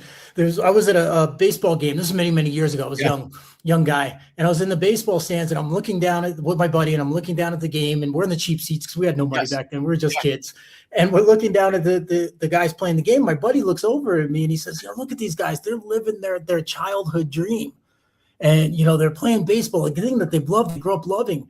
And I thought about it for a few minutes, and I said back to my buddy, I says, well, what about the umpire, the managers, even the freaking bat boy is living some version of his childhood dreams. Yes. Most people are living in the cheap seats. They're observing, they're watching life. They're not in the arena. They're not playing the game that they want to be playing. Yeah. And this is the majority of people. It's not really their fault. This is the way society has told us to grow up and to be a reasonable human or being a responsible human. And screw that. Dude, life's short. You're only here for, if you're lucky, 80 years. Go do something you absolutely freaking love to do. Johnny? Yes, brother. I mean, fuck yes, brother. God damn it. I mean, our lives are like it's like a movie, but it's our movie. We're the director. We're the fucking writers. Why are you writing a role for yourself as a fucking extra with no lines? You're the fucking main character. You're the main character. Get the fuck, get up and do what you can choose to make your character amazing, but people would opt to be an extra sitting literally in the stands watching, the movie of their own fucking lives. I'm here in Colombia, and I've been here for about 9 years. Part of the year I live in the U.S. And when I walk down the street or run through the street, I'm here at night and I'm visiting all the different parts, not only here, but Mexico, South America, Asia. And I feel like I'm living in a movie when I'm just living what you call kind of an ordinary life in a sense. I'm not running. I'm not on stage. I'm not on the TV or the media or the news or anything. Just my everyday life feels like a movie because of all the crazy experiences I've had. My first week here in Colombia, I came down here as just to try it out, to see what it was about. And back then, Colombia had a really, really dangerous reputation still. And I'm here for a week. I meet a guy that I was introduced to, a local Colombian, and he's like, "Oh, we're going up to the mountains next week, and we're going to bring some food and some presents and stuff like that. We're going to, bring some donations to these local people." Very rural area of Colombia. I'm only here a week. I don't know this guy from Adam, and I'm like, "Sure, count me in. Let's go." And so I went up into the mountains, and I'm driving 5 hours into the mountains, into the middle of nowhere in Colombia, where all the drug lords are and all the crazy stuff that's happened in history. And I'm thinking, am I going to get killed? Am I going to get kidnapped? And of course, nothing happened. And I meet these beautiful people, the first gringo they ever met, and get to be part of their lives for 3 days over the whole weekend. And it was just absolutely extraordinary. And this isn't unusual in my life. I find myself in these crazy circumstances all the time because I put myself there and I invite myself into things, or I get invited into these things. And it's living life like a movie, exactly as you said, John. Yeah. Yeah, 7-6 has habits with Croy Saylor this morning, joining myself and John Anderson on Mornings and Live with Keith, John, and friends. Good morning, Lauren. Good to see you out there. She's up and at 'em this morning. Good to see you, Mike Sullivan, as well out there in the comments. Guys, you can join the show that's live every single Monday to Friday, mornings.live, mitl.live. We get up and get after to help you guys start your day to hit some big, audacious goals. Come check into the show and show us your proof. Hey, Croy, so you went through a divorce at 28. You had the accident when you were hit by the drunk driver at 14. But you said that the divorce was the real starting point. Most men at your age, at 28, when you go through divorce, either spiral or they might just stagnate. What made you go through another direction? It was the idea that you gotta go out and go for everything that you want in life, and you have a choice. And I coach a lot of men, and they're going through divorce. In fact, it's probably my most common stereotype of a guy that I help is that they're going through divorce and they are spiraling and they're having trouble figuring that out and redefining who they are. And that's what it comes down to. You have to redefine who you are. When I was 28, I was going through divorce. I was scuba diving all over the world on my vacations. And so I kind of did spiral in a sense, but I started scuba diving and traveling and doing all kinds of crazy stuff instead of being a responsible 28-year-old. And then I eventually came back and I started being responsible again to some extent. I'm not sure if I'm responsible now, if you want to be honest, if I've ever been responsible. But the point is that we get to define who we are. And whether it's divorce or it's a bankruptcy or it's just you're stagnant and bored in life and you're in the corporate job and you can't stand where you are, you get to redefine yourself and make the choice and make the change at any moment that you want. You have kids, eh? I do. They're 18 and 19 now. So they're adults. You mentioned in your notes as you joined the show here that your kids are part of your decision filter, as in you're asking yourself, will this help my kids? How do your children process what dad does? In two very different ways. When I told my son that I was going to go back to Death Valley, he was giving me ideas to use frozen milkshakes so that I could have something cold, get the calories I need, and then also get the proteins, everything I need. I thought that was a pretty smart idea, which I'm going to absolutely use as advice. And my daughter is using my story as part of some of her college work that she has to do. And so it's really interesting to see how they're processing what I'm doing. They don't remember when I ran across America or Death Valley the first time. They were young. They were 5 and 6 years old. So they don't really remember it at all, even though I have photos and videos of stuff. So I have proof. So they can't say I didn't do it. I have proof of it. But they absorb it and adopt it in a way. But it absolutely is one of my major filters in life. Is this something they're going to be proud of? In fact, the other day, it was a couple of weeks ago, I heard somebody say something to the extent of, when you're gone and you're not your kids, maybe not even your grandkids, but possibly your great-grandkids, when they go look you up and see what you did, and they're doing a family tree or family history, are you going to be somebody that they're going to be proud of, that they're in that lineage? And that made me really think about it differently than I thought about it before. It's just been my kids. Well, what about the lines coming behind them? Yes. That's powerful. Yeah. Well, I love that, brother, because when it comes down to it, the average person sitting there thinking, man, this is really inspiring. Where do I start? Right. Yeah. I want to be the guy where 3 generations from now, they're looking at me going, man, look at what my great-great-grandfather did. So where do you start? Here's where you start. Difficult shit. Yeah. You just start doing difficult shit and you will find your way. Most people don't do difficult shit every day. And you know what, John, I want to play off that because we often joke and tease about, somebody who's, laying on the couch too often, Johnny, with the flappy fucking tits you joke about often. And maybe, just throwing a note here, Johnny, maybe the difficult shit is actually getting off the couch. And I mean that very seriously. So difficult to scale, and it's attached to everyone in their journey. Yeah. So maybe totally different. Yeah, I agree with you. Maybe just getting off the couch today, you're like, oh, fuck, this is difficult. Then good. Then do that. Just get up. Like maybe that's the difficult thing John talks about, which is, okay, no, don't go for a walk today. Maybe the goal today is just to get off the couch instead of fucking laying around. Maybe that's what maybe that's somebody's definition, Anderson, of doing difficult shit. Well, and here's what I would say, start with difficult shit is, and I talk about this all the time. Yeah. But I want you to talk about this next. And I'm sure you've got your own variation of this. What I say is you have to fucking own your word to yourself. When you say you're going to do something, you fucking have to do it. Yesterday when I got home, I was tired, but I didn't know how tired I was going to be this morning. And I said, tomorrow morning, you're going to do fucking 250 fucking push-ups. You're gonna do 5 sets of 50 push-ups before the show. And I was like, God damn it, why did I fucking say that last night? But what did I do? I fucking did the push-ups. Yes. And I literally was cursing myself. You dumb motherfucker, you did it again. Why did you say that? Why did you say that? I'm joking because I know because I said it, I have to do it. But that's part of the whole thing is you have to fucking do it. Well, because you know what's crazy, Croy, is that had you not done it, right now you're sitting here beating yourself up because you didn't honor your word to yourself. Yes. And I guarantee Croy's got some variation or some mantra that he follows, or he wouldn't have done all this fucking amazing shit himself. Yeah, Croy.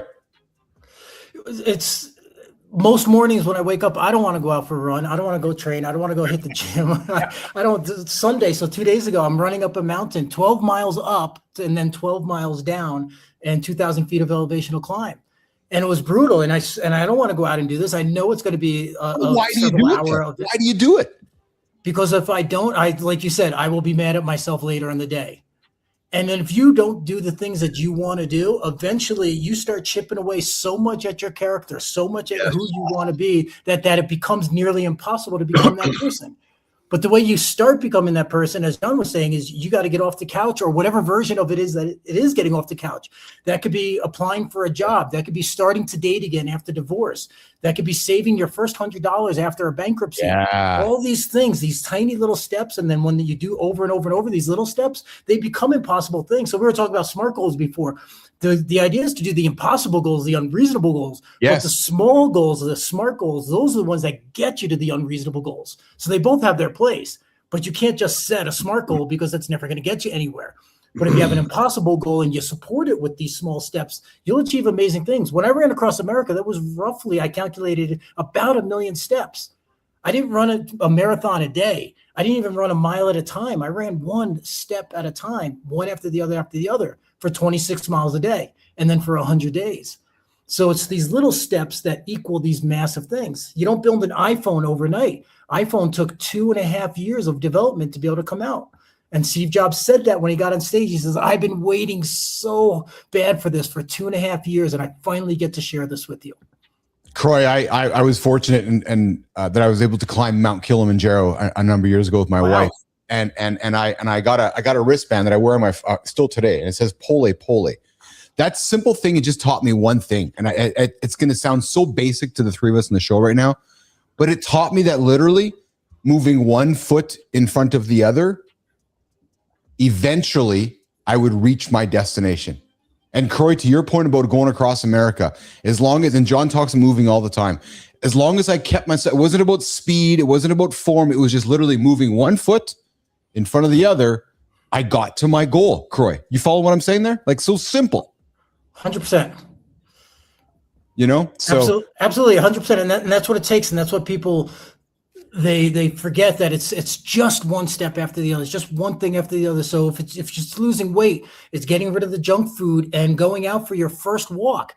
And I know people who have their first walk literally was 1 block.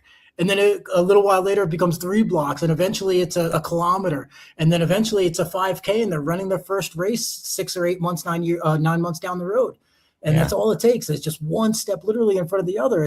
You don't have to do heroic things every day. Like I'm running a couple times a week. I'm doing the heroic runs once or twice a week. But the rest of the time, I'm doing regular small workouts. They're not all heroic. The heroicism happens in the day after day being consistent. Consistency is the difference. Discipline and consistency, and you could do absolutely fucking anything. Brother, it was so good, because then it's if you have that, well, you just described, it's not a question of if, it's just a simple question of when. Well, you know, it's crazy. 100%. Discipline and consistency can happen anywhere. And I'm going to put a video on the screen where people would chastise this person who went golfing in his basement, but he kept moving. And check this out. Talk about discipline and consistency. Johnny, I know you like to golf. Croy, maybe you do too. Watch this guy. Takes a swing on the simulator, picks up his bag, goes for a walk to the next hole. Discipline and consistency. No, but all joking aside, though, that's consistency and discipline. But I'm laughing because the fucking person that makes fun of that Exactly. The person that's laying on the couch eating Cheetos. Exactly. The guy who's up and moving says, dude, that is so fucking innovative. You should fucking have a medal. That's Johnny, read my fucking mind. I'm like, that is fucking brilliant, because everybody would go, what? Look at that guy. Like, what's that guy doing? Like, that's so ridiculous. No, it's pretty fucking brilliant. And correct me if I'm wrong. It's a loop. So he probably fucking walked for a couple of minutes. He didn't just take 3 steps and put it down. Yes. Yeah, he's literally walking the whole fucking course. Yes. Croy, comment on that. I absolutely love it. I think it's really weird, but it's also genius at the same time. And it reminds me, because I go down to the sauna most days of the week, and I'm in the sauna, and I tend to be there by myself, even though it's part of the complex I live in right now. Yeah. I'm in an Airbnb in Colombia.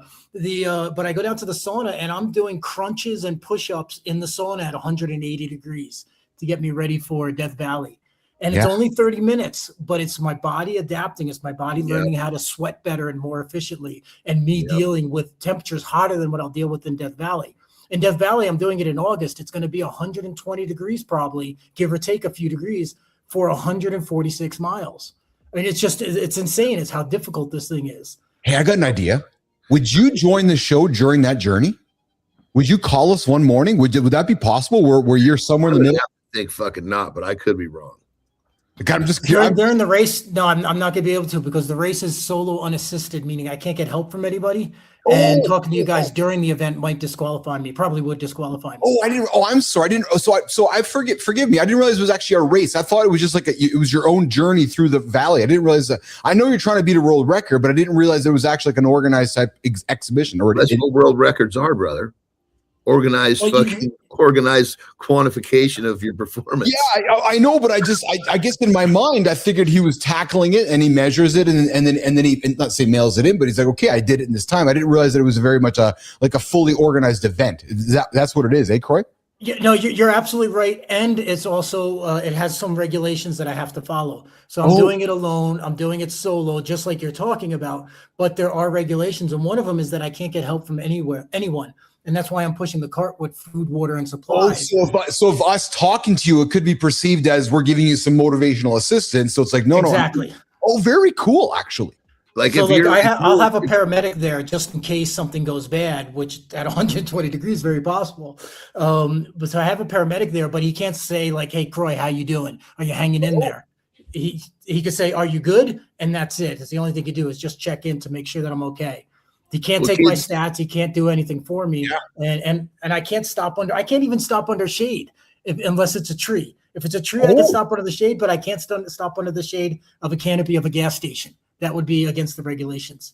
That's how strict this is. Wow. Johnny. It'd be like if you're trying to break a world record on the deadlift. Yeah. I couldn't be on the platform with you. I couldn't be touching you.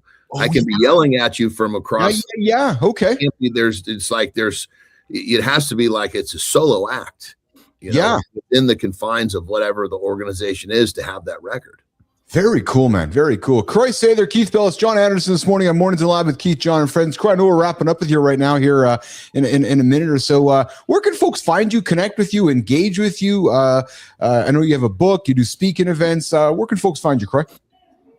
The easiest way probably is 7successhabits.com. Because my name is so difficult to spell. So go to 7successhabits.com and you'll get a free audio for 7 days. So the things that I use, the mindset that I use, the way that I think, what we've been talking about, that's the audios that you'll get at 7successhabits.com. Awesome. Hey, do you have to rock and roll, or do you got a couple extra minutes after the hour here, after the break, or do you got to rock and roll? No, I got all morning for you guys, whatever you guys want. I do have a couple more questions for you, if you wouldn't mind, when we come back for reset second hour. So let's do that. We'll do lifestyle tip with Anderson. We'll reset hour 2. We'll come back and we're going to get into the deep dive. And then I got a couple extra questions for Croy Sather this morning on Mornings in the Lab with Keith, John, and friends. Let's get after it, guys.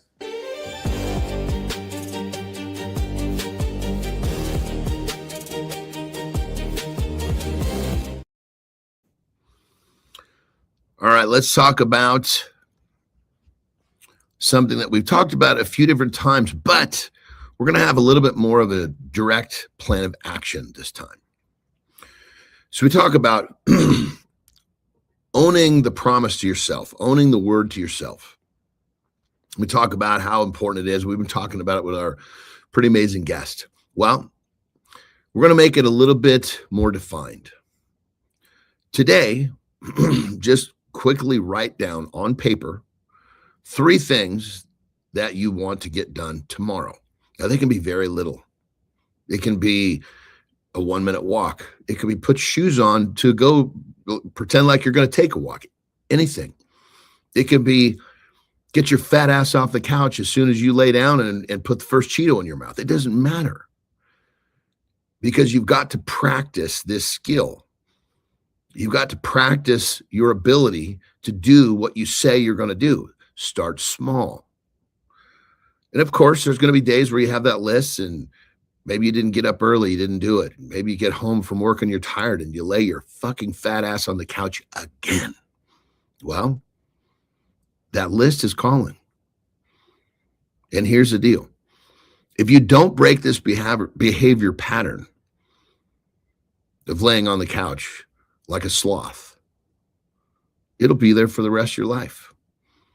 So learn this simple skill of owning the word to yourself. Start small. That is the tip. 3 things you want to do tomorrow. Write them down today. Check those fucking boxes. Own the word to yourself. That's where it all starts. Rock and roll.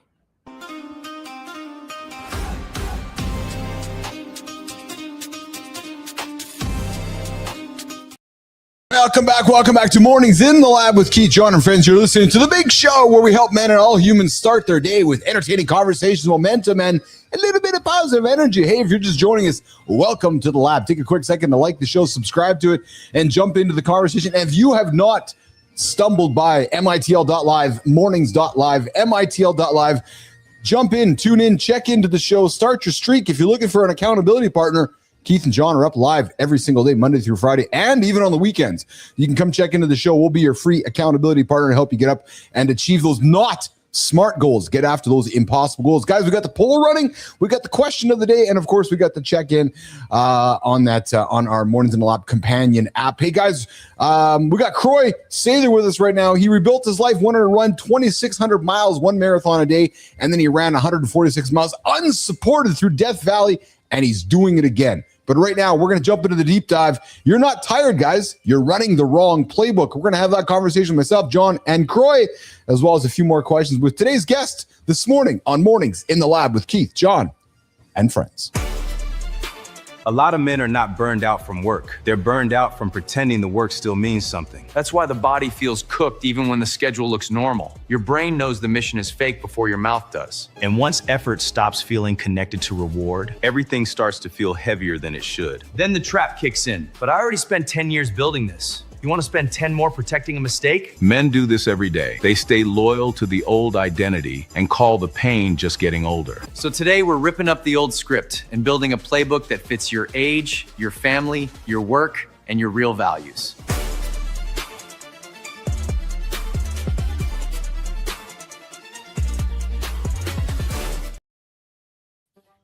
Croy, so I suspect there's a lot of dudes running the wrong playbook and wondering why they're not achieving their big, audacious goals. In its simplest term, what's the reason that you think that is? I think especially in these days with cancel culture and all the other crap that's going on, men are afraid. They're afraid because they're going to get criticized. They're going to be ridiculed online. People are the keyboard warriors who aren't doing anything. The ones that are sitting on the couch are going to complain about you for doing the wrong thing. And so I think that's what it is. We're trying to do the right thing. Most guys are good men and we're trying to do the right thing. But if you get ridiculed enough times by your boss, by your spouse, by your friends, by random people online, eventually you're going to lose that edge. And so you have to create the character to be able to push through and to be able to create the life that you want to do. It's up to you. Nobody's coming to save you. Nobody's going to fucking save you. So you got to do it yourself 100%. And it doesn't mean be rude. It doesn't mean that you have to be a gladiator or anything like that. It just means you've got to know what you want and then go ahead and make that happen. Correct. At what point in your life did you stop caring about what other think? So I hear you. I this is going to sound dick-like, but I don't care what my peers think about me. I know John doesn't. I know what my journey is. I'm really comfortable with my own mirror. I'm really comfortable with where I'm headed. But there's somewhere in your journey that maybe this has had an effect on you. For a guy, I'm very, very empathic. And so I feel a lot. I feel the energy of other people really strongly. And so I do care.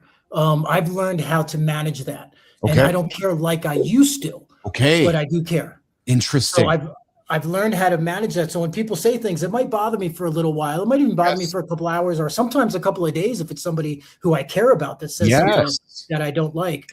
But I at some point will process that and move forward and make the decision. And sometimes when I get called out on my shit, sometimes I realize like they're right, I'm wrong. And so I adjust. And then other times I'm like, no, absolutely, that they're wrong and I'm right. And I got to continue on my journey. And so you do through that process, then you go and make that decision. Do I correct or do I keep going forward? And whichever decision you make is right for you. Yeah. I love that. That's a great response. I'm going to suspect there was a moment in your life though, or a few moments where that has moved you further away from the not caring space. Am I wrong? I don't know if there was one thing, but a lot of things, a lot of small things that have moved me there. Social media has been huge in that because people say stupid shit online about all kinds of things. And it's not even me that they say it against so much, although they do, but I'm reading comments of other people that say things. So I'm in a whole bunch of running groups online. And when I see somebody who's running their first 5K or is 100 pounds overweight and starting their journey, I'm usually the first one on there to encourage you and say great things. And if somebody else is attacking you for some stupid reason, I'm going to go attack them. It's like, leave this person alone. This person is making the biggest change in their lives. And you're going to give them crap? Come on, be a good human and support other people. Now, I admit I've been guilty of being on the keyboard warrior side when I was younger. And looking back, I was like, that is just such the wrong human thing to do, especially for a guy, because we're the ones that are supposed to lead. We're the ones that are supposed to set the standards and set the stage. And so if we're not being the example, then who's going to be the example? Yeah. Corey and John and Keith this morning on Mornings in the Lab. Corey, let's pivot back to Death Valley into the marathon world. When you're doing your Death Valley in August, what are you eating? Talk to Keith and Johnny about the food, the calories. What's fueling your journey along the way? In that heat and that intensity, pushing a 200-pound cart through the desert, your body doesn't want anything. And so you have to force the food down. It wants lots of fluids, but it doesn't want any like hard, regular food. And so I'm forcing the food down. So it's a mixture of protein, like meats and stuff. And then you need a lot of salt actually, because you're sweating like crazy. And so you need the salt. And that's the biggest challenge is how do you balance the food is important, but the most important thing is how do you balance the right amount of liquids and salt? If you have too much fluids, you'll dilute the salt in your body. If you have too much salt, that causes all the problems. So it's a really weird balance. But what I eat is not much, but it's usually protein. It's actually crackers, pretzels, because just your body craves that kind of stuff that you shouldn't be eating. It actually craves all the bad stuff. Yeah. What's the actual hardest part of that journey up here? Right now, every day, going to the sauna for 30 minutes a day and doing exercises, going to the mountains on Sundays or Saturdays and running up and down the mountains. It's every day getting up, doing what I have to do when nobody's watching. There's no fanfare. I'm not on a podcast. So there's no one telling me, yeah, you can do it. You can do it. Even my friends aren't checking in with me every day and saying, yeah, you can do it. And so it's just me waking up, getting out in the morning and doing what I got to do. That's the hardest part by far. Yes, Death Valley is brutal. But getting up every day and getting ready for Death Valley, that's the hardest part. Johnny, it's the work in the dark. Nobody's looking, nobody's cheering. It's that analogy that Keith and I was make this analogy of, you got to put your head down and you work, and you lift your head up and sometimes you don't see shit. So you got to put your head down, do it again. You might have to do that 10 or 11 times before you're like, holy shit, look at the progress I made. It's that putting your head down and working when no one is there, when it's dark and you don't see the progress that gets you to where you want to go. There has to be some times in your training where you feel like, God damn it, I don't feel like I'm progressing like I should, but you work through that. And then one day, oh God, I guess I was progressing. I just couldn't tell. Talk a little bit about that. Anybody doing great things goes through that to some extent. Yeah. Talk about your journey and how that's happened to you. Oh, 100%. You're going to have setbacks. The last month almost, I was dealing with knee and calf problems. I got out there, I started training, and I went a little too hard, a little too fast, running up and down the mountain. And coming down one day, my knees and my calves started giving me problems. And so I tried to give it a couple of days off. It wasn't enough. So I had to adapt and change. And for those few weeks, I'm like, man, is this really going to be possible? Is my body going to allow me to do it? Because I'm having issues that I haven't had before, ever. And so it's what do you do? And so I adapted. I started swimming instead. So I got my cardio swimming. Then when my knees got good enough, I started on the stair climber because it's gentle going up and it's great quad workout. And I started working out my legs. It took me almost a month before I could get back on the road in any significant way. And so that's a whole month of training I've lost. And I only have 6 months to get ready. And before I started training this, I wasn't doing very much. I wasn't a couch potato, but I was only running a couple miles, 2 times a week, just enough to keep the fat off and stay in relatively good shape. But I wasn't anywhere near the athlete I need to be to run through Death Valley, or wasn't anywhere remotely close to the athlete I used to be. When I ran across America and then ran across Death Valley a year later, I was literally a machine. Like the things I could do was just freaking wild. Like it would astonish me every day. I could go out and run a marathon and the next day go run another marathon. And it wasn't a big deal. It was hard. It was work, but it was like my body would just do whatever I wanted it to. And I had no fat. I was like 4% body fat. And I was like, that was a pretty freaking cool thing. And now I'm going I was 25 pounds overweight 2 months ago. So I've lost 25 pounds already and I'm getting back into fighting shape. But I'm training differently this time. So this will be kind of interesting, I think, for you guys. I'm training differently than I was doing before. When I ran across Death Valley last time, I trained like a marathoner, an ultra marathoner. Okay. But I have to push a cart. So now I'm training differently. So if you remember the movie Rocky where he was in Russia and he's running through the snow and he's doing the upside down crunches and sit-ups and stuff like that. That's how I'm training now. I'm training old school. I feel like Rocky. I listen to Rocky, and I'm doing all that old stuff so that when I get there, I'm going to be in better shape than I was 14 years ago. And so when I break back the record, it's going to be inevitable because I'm going to be in such good shape. Barring a catastrophic injury or getting hit by a car or something, I'm going to be there and I'm going to break the record. I love that you. I love that you adapted instead of found an excuse. Because often in my experience, when we men, women, when we face a challenge, I'm going to suggest that most often humans will find an excuse. And the fact that you chose adaptation instead of an excuse is what puts you on the stage instead of what keeps you in the stands. Isn't that true, Croy? 100%. And that was the hardest part for me mentally, is to stay, in the mindset that, I'm going to figure this out. I'm going to get through it, because you don't know if your knees are going to come back in time. You don't know if your calves are going to come back in time. And I did a moderately a good amount of damage to them that took me out of the game for several weeks. Yeah. And so I adapted and I got strong. And then as I got strong, and then once I start running again, I have to be careful because I don't want to re-injure myself until I get strong. And so I'm still in that process. I got I'm guessing 2 more weeks before my knees and my calves are bulletproof again. And so I go out for a run the other day, and I'm in Colombia, and once or twice a week I run with the local run group here. And these guys are all they're running regular races, and some of them are very accomplished runners. And this young girl comes up to me and she sees me that I'm new there, and she starts talking to me. She's a young girl, 20 years old. She's in college for going to school to become a veterinarian.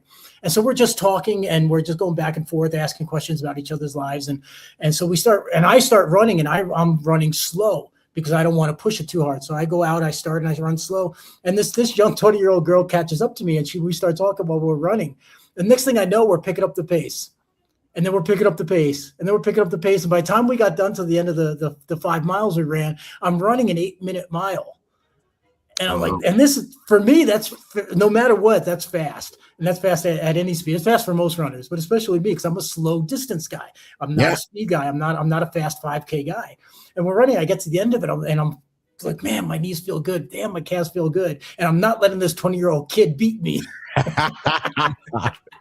What are you doing for healing, brother? Because I'm a big connoisseur of especially for healing, for peptides. They're basically signaling molecules. So all you're doing is really saying, hey, let's heal like we did when we were 25.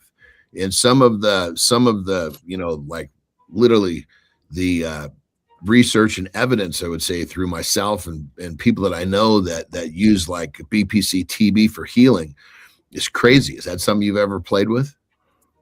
I don't really know much about peptides at all. I'm old school. I'm 100% natural, no TRT or none of the other stuff.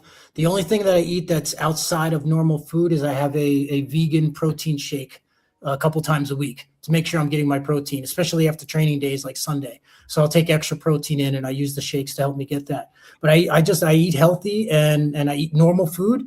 And down in Colombia, it's super cheap. I'm eating for about $200 a month instead of $200 a week. And I have somebody cooking for me as well. But no, I keep hearing about peptides, but I don't know enough about it to speak about it. Well, just think I'll just kind of just so you excuse me, understand, it's basically just their messages pre-existing. You already have them in your body. So it's like tuning up the messaging system to heal. Your body has, as we get older, our messaging system, if you will, gets older too. So we can say to the body, hey, you know what? As these two BPC 157 and TB 500, they're basically all about healing everything from, connective tissue to muscle tissue. Just it goes down the line, and it reduces inflammation. So really, it would be doing it's. They're already pre-existing. Something to look at. Another thing I'm just thinking about too is this is kind of my forte. Is if you're trying to making sure you're getting enough protein, a vegan variation is very, very low octane protein, if you will.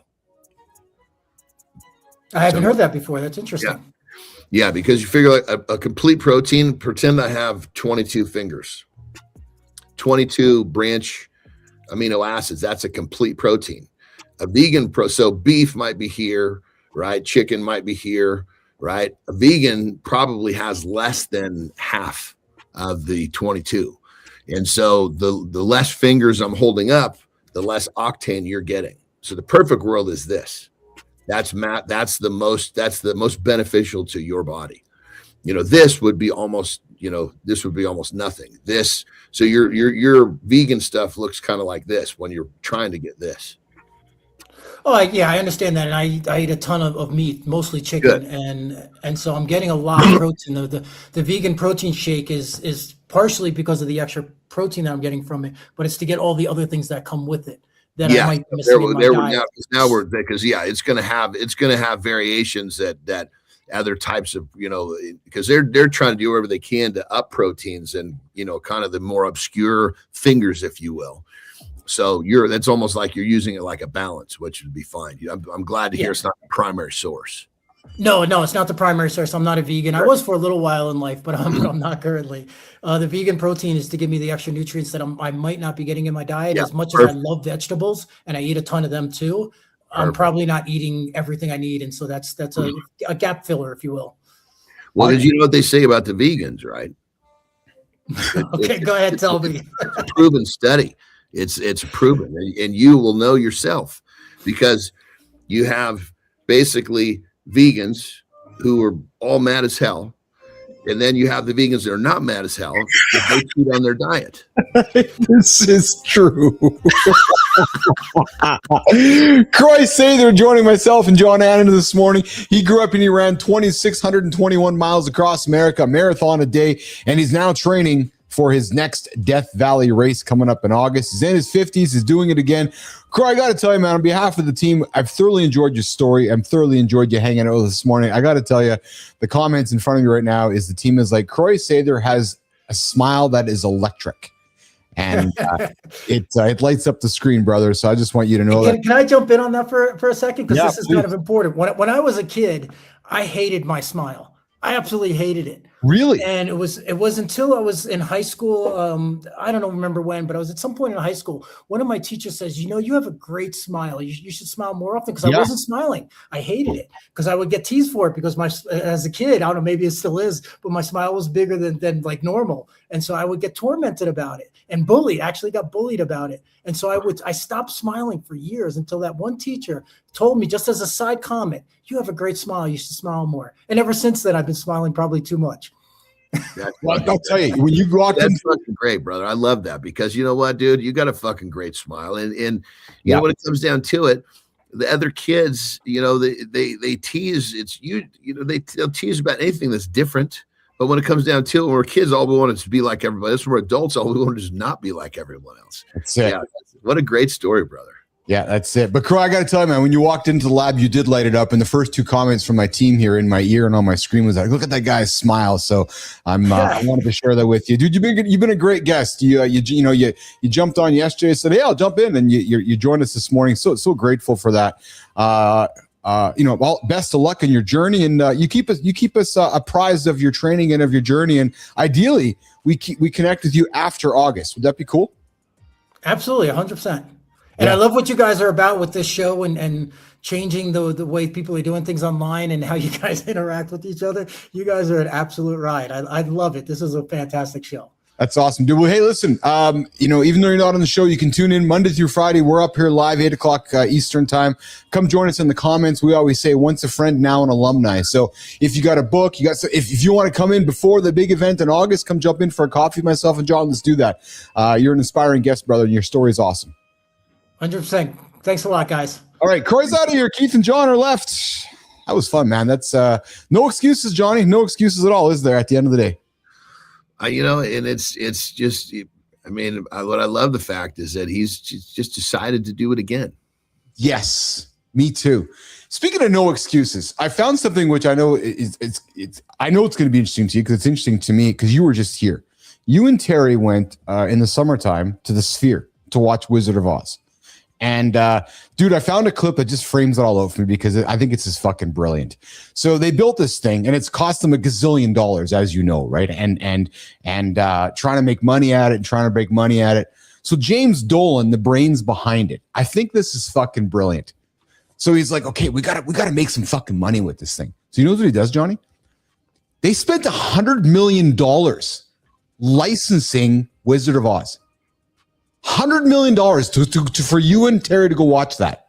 But that's not the best part, man, at all, actually. That's a lot of money. $100 million to license a movie that was made fucking 17 million years ago. Since they released that movie in the Sphere, it's made them over $300 million, selling $2 million of tickets every single day. Wow.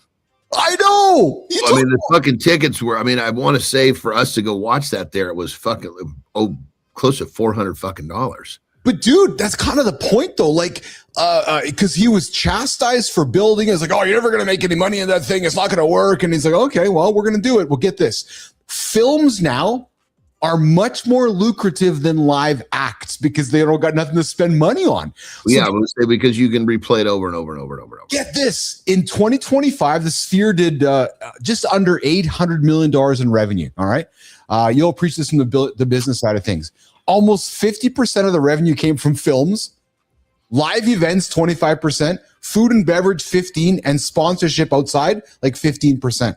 So they're now going, okay, let's go find other old movies, license them so that we can sell John and Terry because, tickets are like $150 to $200 a ticket. But they have found that films are performing so well. They're now looking at licensing the IP and building smaller spheres around the world because they've discovered that films are where there's the big money in the Sphere. I thought you'd find that interesting because you went there and I was fascinated by it. And I was like, holy shit, man, that's because if you said to me, I'm going to spend $100 million licensing something, but to make 300, you do that deal every single day.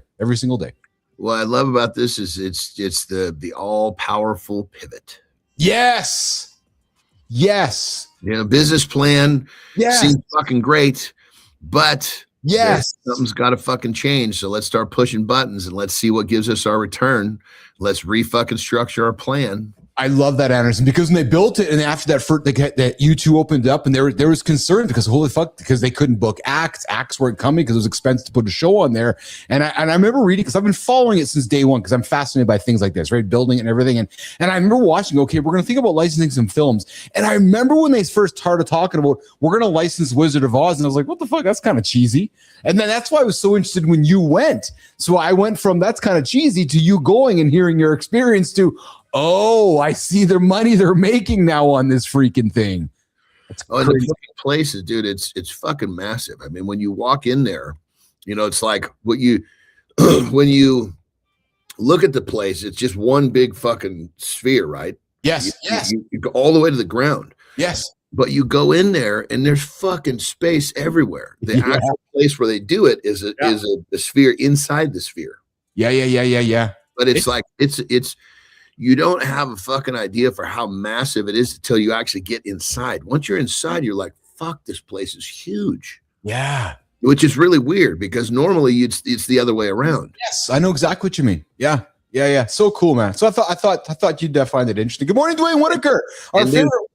I was going to say too, they like the concessions. They got all sorts of crazy shit in there, so they try to make it an experience. Yeah. You know, you're coming in and you're looking at like, I don't know, I guess it'd be like you know, all the different characters, but they're life size and you can take pictures with them. So it's like, and it's not just a poster, it's like exhibits. That's pretty cool, man. That's pretty cool. Good morning, Dwayne Whitaker, our favorite Whitaker, joining the show this morning with Keith and John. I know Cheryl's not listening, so we'll say that's our favorite one this morning. Hey, Johnny, so I grew up going to the electronics stores looking for a stack like this. And when I saw things like, so Petro, ears up on this one, man. I would go to my buddies' houses and look to have gear like this, man. And I had kind of a set like this, but back in the olden days, I remember saving my money and working my money so I can buy like the CD deck. And I look at that and I think and I'm thinking as a kid, how am I ever going to make this fucking thing work? What button do I press? Yeah, way too many fucking buttons here, man. Give me a button to push, please. Oh my God. Yeah. It was funny because we just don't need that stuff anymore. Like, look at all that physical gear, that physical hardware. And it's just now. This goes back to the beginning. This goes back to stuff.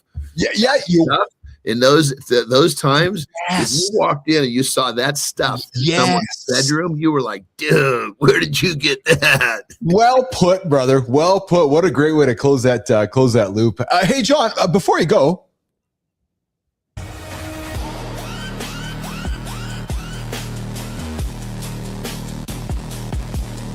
Hey, John, before you go, we found a clip that made the whole nation's butt cheeks clock in. Everybody felt that. 9 years old, calm face. That bar moved, and so did everybody else's standards. No fake drama here. Just a kid showing what focus looks like under pressure. That's why this hits. It's not noise. It's discipline showing up early. You can call it strong. You can call it rare.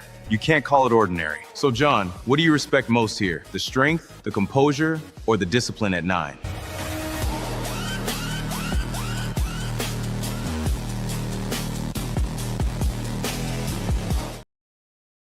Johnny, 9-year-old Lucy Milgram deadlifting 180 pounds. Well, see, for little Lucy, that's normal. Boom, boom, boom. That's a fucking. She was raised in a way where this shit is normal. Yep. I'm telling you, there's it's the most so crazy. cool. A buddy of mine named Mike O'Hearn. He's got more fucking covers than anybody on the fucking planet. Yeah. He and his wife is like, I'm not sure if they're married, but either way, their son. She's also like highly accomplished as well. Yeah. So this little guy's got some genes, and then they've raised him. I mean, he speaks fucking 3 languages. He plays. Yeah. He's like at under 6 years old. He's like one of the fucking best wrestlers in the fucking state. Yeah. I mean, he knows no limits. Yes. Because that's the way he was raised. Yes. Well, so when I watch Lucy, you don't have to look. We can't even see her parents in this clip, Johnny, but we can see her parents, can't we? Like you can close your eyes and you can see her parents. And I'm not talking physically. You just know the kind of parents that she has. Like, because you're right. She's not there by accident. That's just normal for her. I love that you put that. That's normal for her. And look at that as we watch that again. I think she's actually okay, when she crosses the knees, watch her hips. See how she pushes her hips through at the area? Yeah. She's actually like because in powerlifting you can't ride the thighs, but riding the thighs is like a how would I say it? It's like she's basically using that technique in a way that's not getting her flagged. Gotcha. So at that age, if she actually understood what she was doing, or maybe that's just the way they taught her. Yeah, that's like advanced fucking shit right there. Well, I was gonna say I was hoping for your feedback on it because it looked somewhat advanced to me. But you think about it, John, between Croy, our guest, and between Lucy, There's no reason for somebody to be laying on a couch today. True story, right? When you think about it, right? Like, honest to God, like that's. And the guy that's laying on the couch, unfortunately, probably that was how he was fucking. That was normal, the way he was raised too. Good point. Good point. You'll appreciate this. So, Friday night, I'm getting some work done, and all of a sudden I hear downstairs, dunk, dunk, dunk, clumping on the treadmill. Just clump, clump, clump, clump, clump. Who is it? Well, it's Brookie training with her mom for the 5K race that she's going to run. Nice. True story, man. She's just. But it's exactly what's normal to her is creating. Yes. What's normal to her is eating good foods. Yes. What's normal to her is testing what she likes. I mean, you've raised her in that same type of environment. She's going to be an overly amazing human being because she doesn't know any different. So funny though, because you hear a little kid on the treadmill, like she's just gunk, right? And then she comes up, Brooke, you tired? Nope. Then she goes to the bedroom and plays. It's just so innocent, but yet just like Lucy Milgram, right? Just setting the foundation, just like your kids are my kids, right? Just some good shit, man. So, and you know, when you do something long enough, and I got an interesting story to illustrate this from this weekend. So when you do something long enough, in the beginning, people are going to fight you, but when you do it long enough and they see this is who you are, they support it. Yes. And sometimes they'll ride your shirt tail. So we went up to NorCal because we were going to a 50th birthday party. Okay. It was this really cool. I mean, lots of fucking people we knew. It was fun. And as the night goes forward, people are coming to me. And they're basically, keep in mind, most of us have known each other for 20 plus years, but we're not in our 30s anymore. Yeah. Right? And so people are coming to me saying, we know that you're going to leave at 8:00 because of your bedtime. You know, we're using you as a way to get out of here because people are older, they're fucking tired. So 20 years ago, are you really going to leave at 8:00? Yes. Now they not only accept it, they trying to ride the shirt tails. Like I was like, okay, I'm going to leave at 8:30 tonight because Terry really wanted me to stay. Yeah. Start at 6. And people are coming. Well, are you leaving soon? Like, well, tonight I'm stretching in a half an hour, so you have to wait. You're disappointing everyone because everybody was based their decisions. But the point is that when you do something long enough that's against the grain, first they're going to fucking chastise you. Absolutely. And they'll accept it. And at some point, they'll even try to ride your shirt tail. Yeah, I love it. That's funny, man. No, I'm staying till 8:30. What do you mean? You've wrecked my plans because I'm counting on John leaving at 8, but I got to. That's right. I told Terry I'd give her an extra half an hour, which she was very grateful for because she understands. You know? Yeah. That's funny, man. I love it. That's awesome. Dude, fun show today. Did a good show today. What are you doing today? What's on your agenda today after we get out of here? Well, unfortunately, I have to fucking go to the bank. Fuck, man. You do. Jesus Christ. I fucking got my rep on the horn. I'm like, do I really have to fucking come in there? He's like, unfortunately, yes. I'm like, Jesus Christ. That might be the title of your next book. I had to fucking go to the bank, period, again. Yeah. So, but the nice thing is like I have a sharp time at 11. He's like, we should be able to get you in and out of here in 30 minutes. So it's not just me showing up. Yeah. Having a very clear strategy on how to get it in and out of there quickly. Oh shit! I got to tell you something funny before you go. So I had a meeting with a fellow yesterday, and we're talking, and he lets it drop that he just happened to be hanging out with his friend Elon when he bought Twitter. I'm like, oh, okay then. That's the kind of dude I'm talking to right now. True story. Who's interested in what we're doing here? So we're chatting yesterday, and we were talking about Tesla. And it's like, yeah, I was with Elon when he bought Twitter. I was like, oh, interesting. That's I don't talk to people much who hang out with Elon when he buys Twitter for $8 gazillion. No. No, exactly right. No. Yes, interesting people crossing over. I do think it's a good book for you. I went to the bank again. Stories of going to the bank from somebody in his 50s. Because Johnny, there's a lot of dudes like you and I that are like, I got to read that book because I can relate to everything Anderson put into it. All right, you get out of here. You have yourself an awesome day. Be well. Be well. Keep that smile on your face, and we'll see you tomorrow. Okay. Have a good loop, my brother. Lesson 22, Johnny's back. Good morning, everybody. You're hanging out with Keith Billis this morning on Mornings and Live with Keith, John, and friends. John's out of here. Croy Sather is out of here. We're going to get into the morning focus in a couple of seconds. I see everybody out there in the comments this morning. We got Dwayne out there. We got Sullivan out there. We got Kindness Rising out there.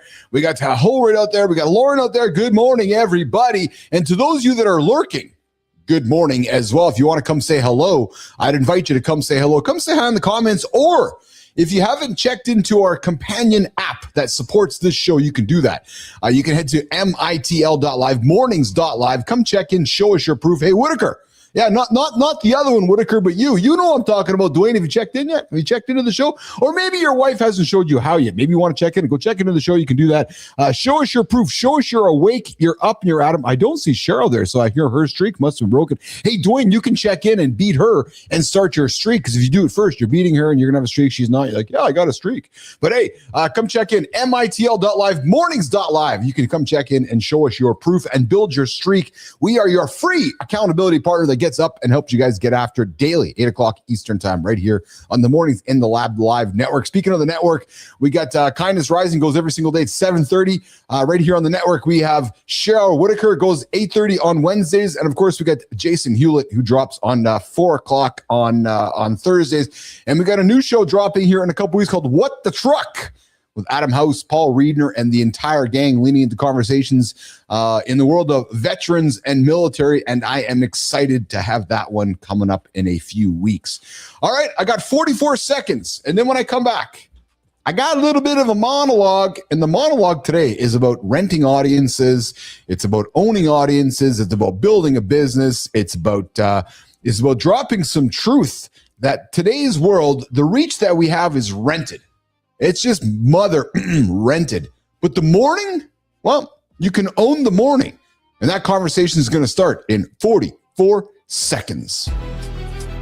Nation, look right here. You woke up with that fight in your eyes? Good. That means you're still in it. You hear the espresso machine hissing behind us? That's the countdown. Morning doesn't wait for your motivation. Pictures doing laps like we're late for something. Keep that energy. Don't waste it on scrolling. People keep renting reach like it's a cheat code. Then they act shocked when it shuts off. Reach is rented. Morning is owned. Win this window, and you stop begging for the rest of the day. You can skip workouts. You can skip newsletters. Nobody skips waking up, so aim your discipline there. Cameras locked. No drifting, no multitasking. Handsome Chiefs stepping in with the morning thesis.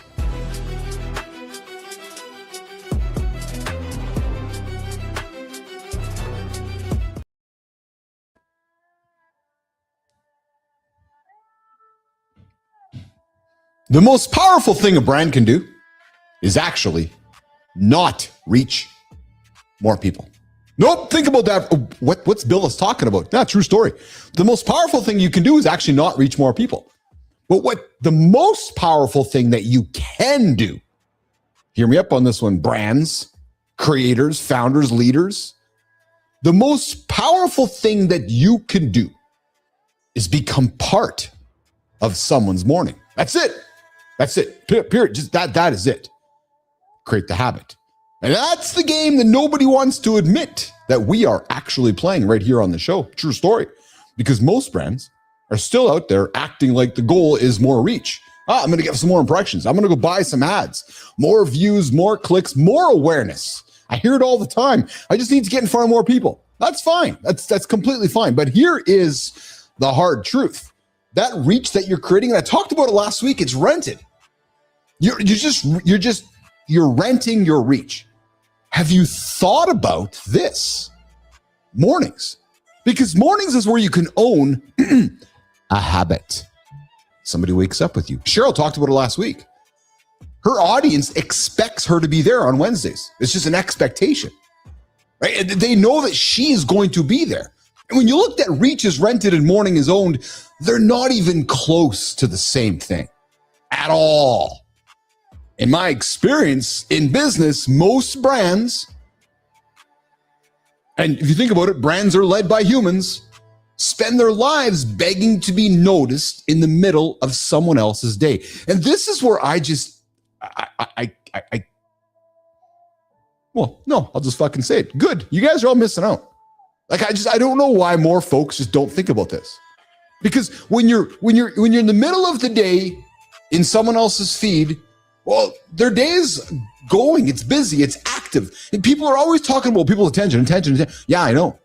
But when you're putting your message out, interrupting somebody, popping somebody, retargeting, reminding, right? Following people around the internet like you're just somebody's desperate ex. You're just, oh, I'm over there. But hold on. Maybe that's not a strategy. Yet so many of us call it a strategy. I don't know.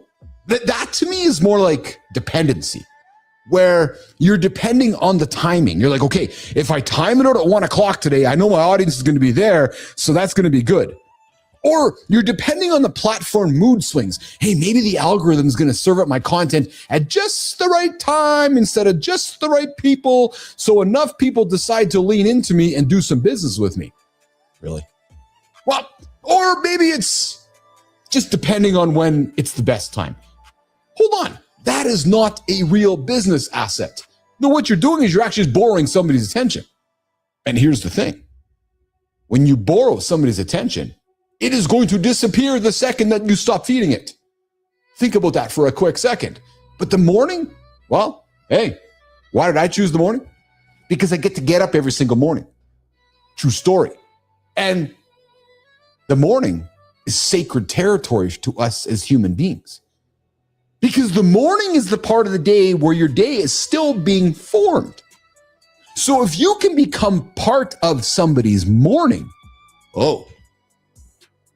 that is where the magic happens. Because morning is when people reach for orientation. They reach for contact, for connection, for conversation. How do I know? Because I do it every single day on the show. People are like, what's mattering? What happened? What to focus on? Have you noticed, to those of you that are paying attention to the show for the last year, how we've swung to more of the current events happening in the world? Because people want to talk. People want to have a conversation. People want to know what's happened. They want to know what they should be ignoring today. They want to know how to feel. They want to know how to move. That moment in the morning when you connect to somebody's morning habit, holy motherfucker, is worth more than many marketers understand. Just hang on that for a second.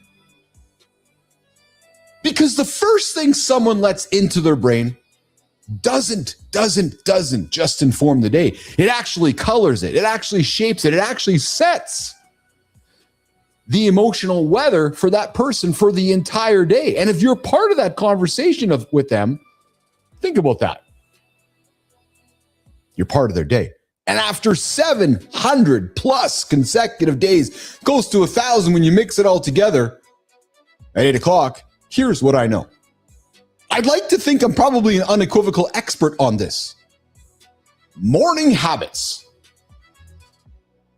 Point blank motherfucking period are the stickiest habits in human behavior. Because they are tied to the one trigger that nobody, and I mean nobody, can opt out of. Waking up. See you later. Monologue is fucking over, because that is the truth. That's it. Waking up.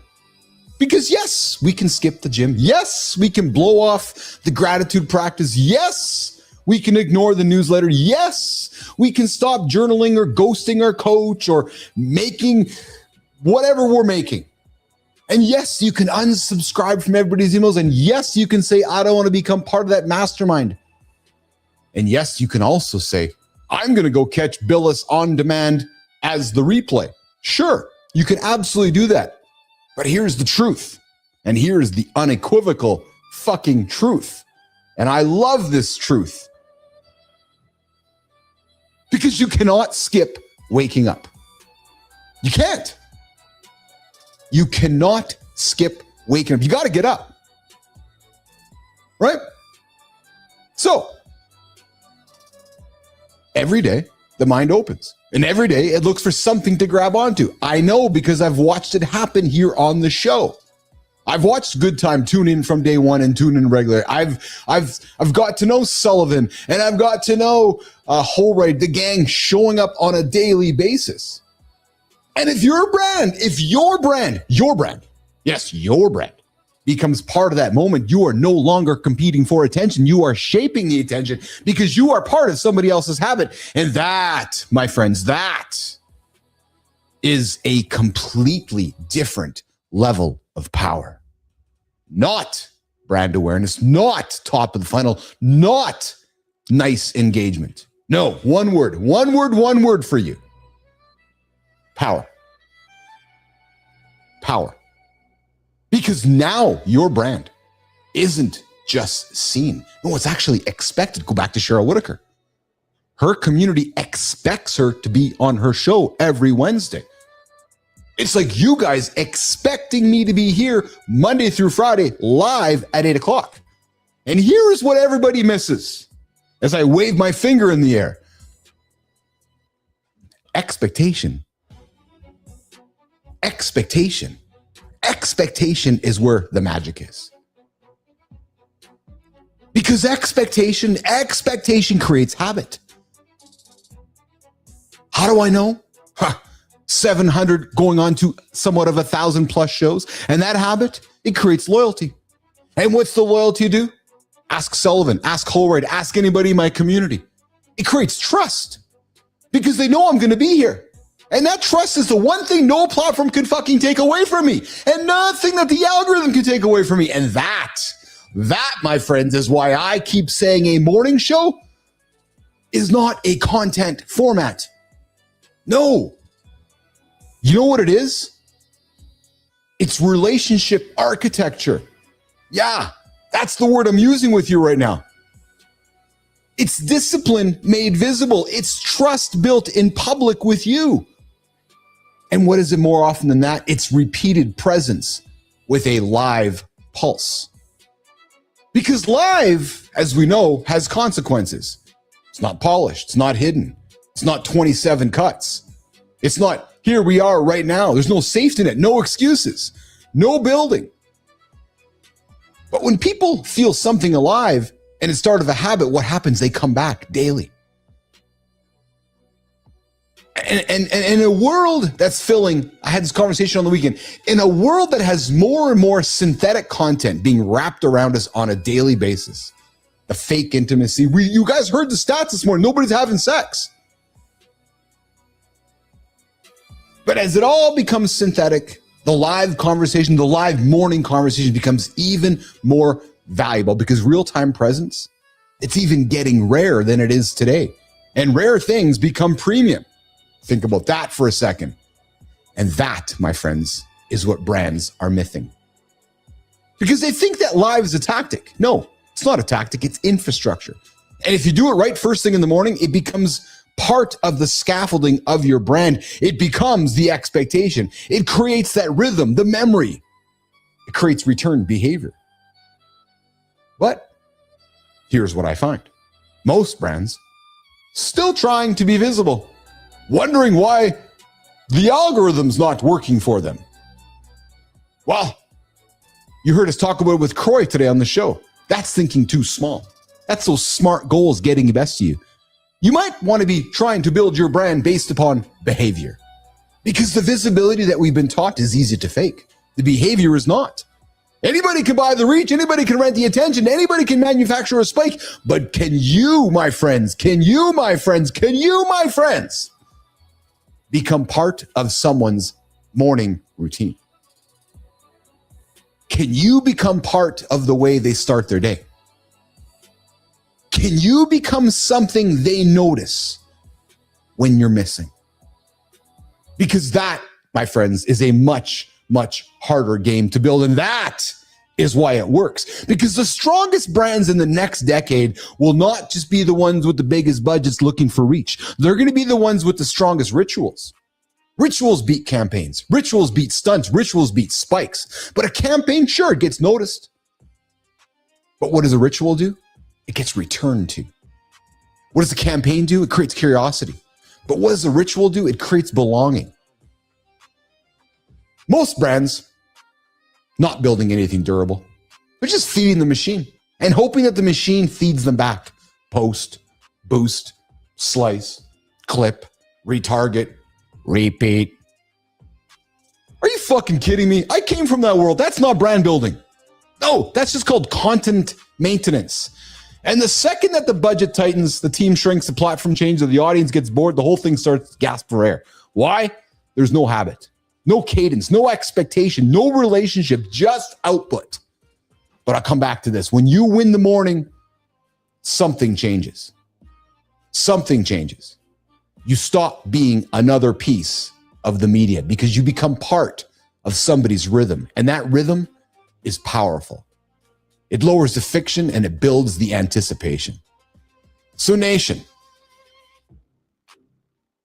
the most powerful thing that you can do is not reach more people. Stop. Because if you're working on trying to reach more people, you're going to keep sitting in the stands like everybody else. No, my invitation is different. The most important thing that you can do as you start your day and grow your business is to become part of somebody's morning. Because once you own that space, you don't spend the rest of your day begging for relevance. Nope, you don't.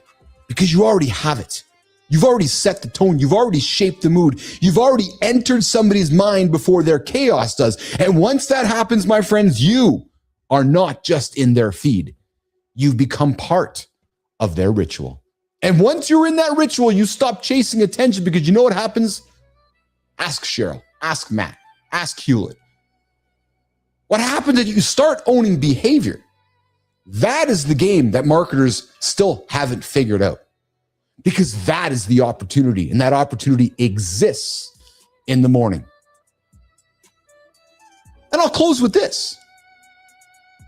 Most people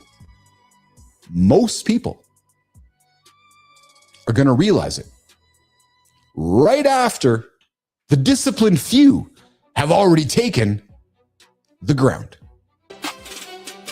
Pitcher is staring at his reflection in one of the ceramic mugs, and I genuinely cannot tell if he's confused or having a breakthrough. Typical Monday. Today's 3 stories all live in the same territory: the invisible weight men carry while looking completely fine on the outside. A coach on YouTube says most men aren't lonely because they lack people. They're lonely because nobody knows them, including themselves. A fatherhood writer on Substack says the gap between the drowning dad and the steady dad is not a problem to solve. And a LinkedIn coach says divorce doesn't just take your money, it takes your entire identity, and the rebuild is a strategic one. Handsome Chief, let's go.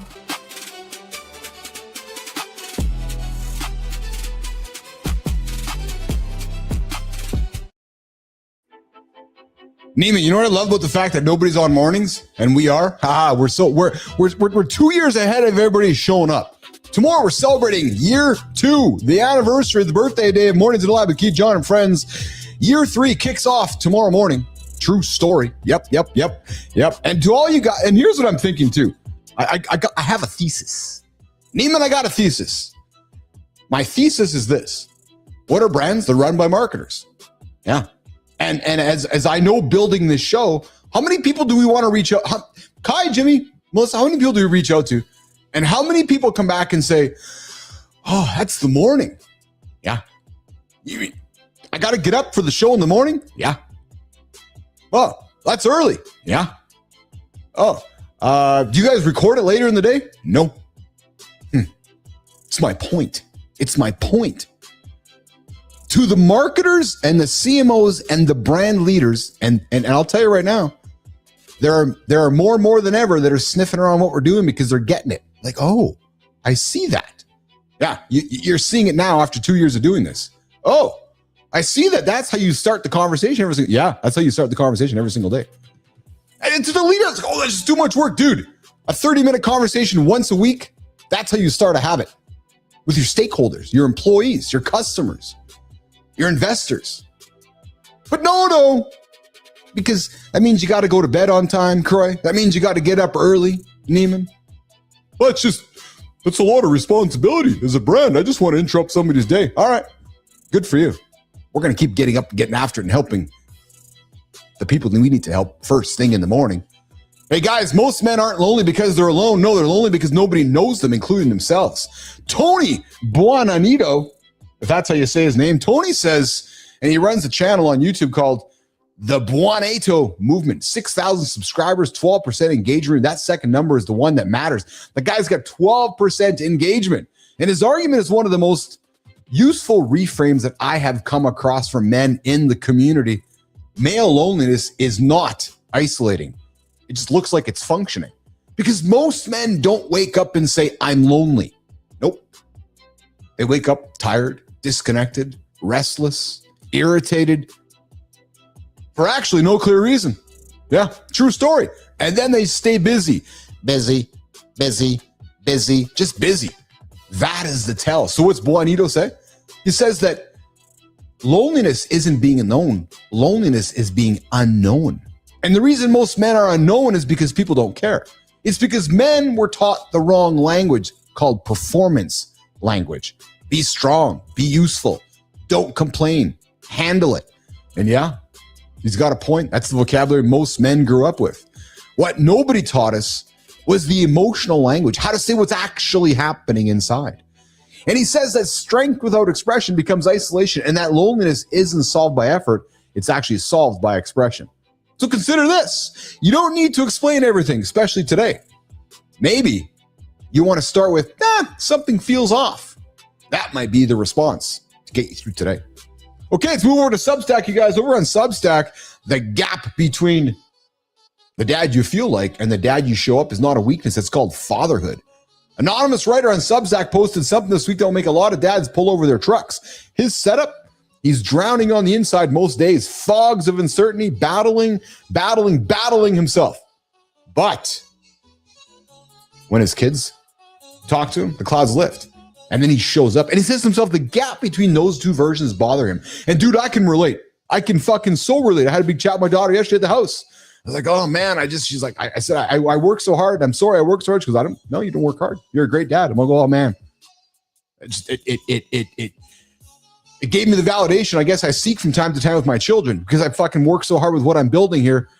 And there is that gap, the two versions of myself that bother me. But according to this anonymous writer, the gap isn't the problem. The gap is the work. And protecting your kids from your adult weight is not weakness. It's choosing what to see is not dishonesty. I show my kids everything. And as this writer says on Substack, showing up steady when you feel anything but, that is fatherhood. True story. So what's he say? Being their father is the only version of himself that isn't drowning. The role where showing up actually feels like enough. So guys, if you're a dad carrying invisible weight right now, this little piece just might be for you. But hey, if you're a dad carrying some weight, stuck, I got an invitation for you. Send me a text, 431-300-3005. 431-300-3005. I'll take your text just like the olden days. I might even help you out of your situation. I have been on my considerable journey in life, and I take great pride in helping those that are stuck, that need to get off the couch. Send me a text. Hey, divorce just doesn't hit your wallet, it hits your identity. Here's how to rebuild both. Izari Iqbal over on LinkedIn says that this week, that cuts right to the bone for any man who has been through divorce. Croy, I see you out there in the comments, brother. I appreciate you. Morning habits make or break for success. Love the show. Keith and John are the best hosts on the internet. Dude, you're so kind. Thanks for having me on as a guest. Dude, you're so kind. You're so kind. You're so kind. Yeah, you're right. We are the best hosts on the internet. True story. The best morning show on the internet. Boom, boom. Hey, but listen, Isri says to listen. Divorce. The financial hit of divorce is documented everywhere. Yeah, I know. I was through that. Everybody gets half. Yeah, that is just what it is. But what nobody talks about is the identity destruction. I remember it. I absolutely remember it. I'm sure Croy remembers it as well. Right? Most men coming out of divorce just don't lose the money. We lose the confidence, the momentum, the belief that we're capable of building anything worth keeping. But he reframes it this way. Divorce recovery isn't therapy, it's a rebuild. And I'll tell you right now, I climbed a bunch of mountains after my divorce. Why? So I could metaphorically move my life forward, because every mountain I climbed was a place that I couldn't see the other side of. And it helped me mentally. It helped me strategically. So what does somebody say on Substack? I'm sorry, what does he say on LinkedIn? The answer is a community called the Circle of Abundance. Not a pity party, just a place to relitigate. His thesis, wealth is Wealth is not income, it's discipline. And those of you that are in that moment right now, that discipline, that mindset, that long-term positioning is what is going to keep you moving forward. Hey, Maya. Hey, Maya. Hello, Maya. Maya. Hey, has Pitcher been performing that obedient puppy this whole time in your arms? That is a fair question, and honestly, it explains the mug situation from earlier. But here is what all three stories are actually saying. Tony Buenito says most men are lonely because they were taught to perform strength instead of name what's happening inside. The fatherhood writer says the gap between the dad who's breaking and the dad the kids see is not performance. It is love with intention. And Iqbal says after divorce, you have to stop performing recovery and actually rebuild who you are from the ground up. 3 different men, 3 different problems, 1 instruction. Stop performing your way through it and start naming what is actually there. That is Community Corner. Drop the links in the chat, tell us which one landed, and check yourself.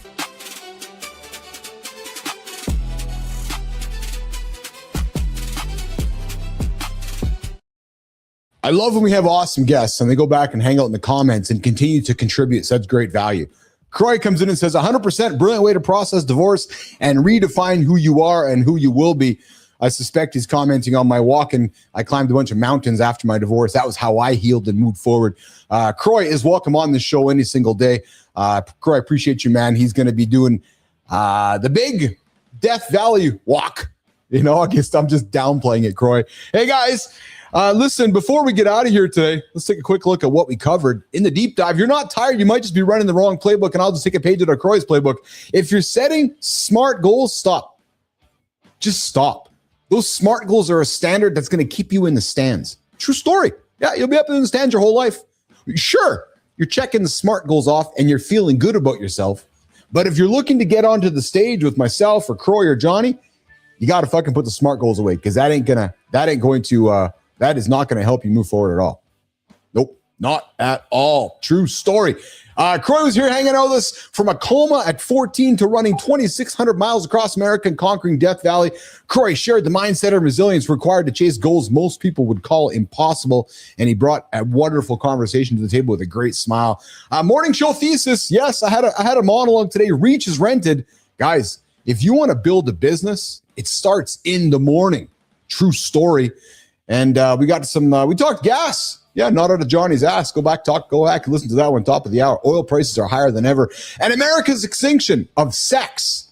1 in 3 men sexless, and apparently 1 in 5 women sexless. And Nathan Martin wins the 2026 LA Marathon. But that itself was not about the marathon win. It was about how it was won and who lost. Go back and check that one out. Hey, come up tomorrow, guys. Cyril Deramo, the man who solo kayaked across both the Pacific and Atlantic Oceans. 91 days alone in the Pacific, 71 days across the Atlantic, 3 Guinness World Records. We're going to talk about resilient adventure and what kind of mindset it takes to wake up every morning in the middle of the ocean and keep paddling. Tomorrow's topic of the day, the season 2 debrief. Yes, what we learned, what we're changing, what's next. I suspect tomorrow's guest and Croy would probably have a wonderful conversation. Death Valley, paddling across the fucking ocean in a kayak somewhere. Crazy shit, man. And I love crazy people. Crazy people are always invited to join Mornings in the Lab with Keith, John, and friends every single day. Guys, we'll see you live tomorrow for another episode of The Big Show, Mornings in the Lab with Keith, John, and friends. Nation, we'll see you in less. Let's put the countdown on 22 hours. But before we do that, if you haven't checked into the show, Croy, if you checked into the show, go check in. Mornings.live, mitl.live. Would love to see you on the proof wall. And yes, Croy, you got to tune in tomorrow. We'll see you guys tomorrow in less than 22 hours. I'm the Handsome Chief. I'm Keith Billis. I'm out of here.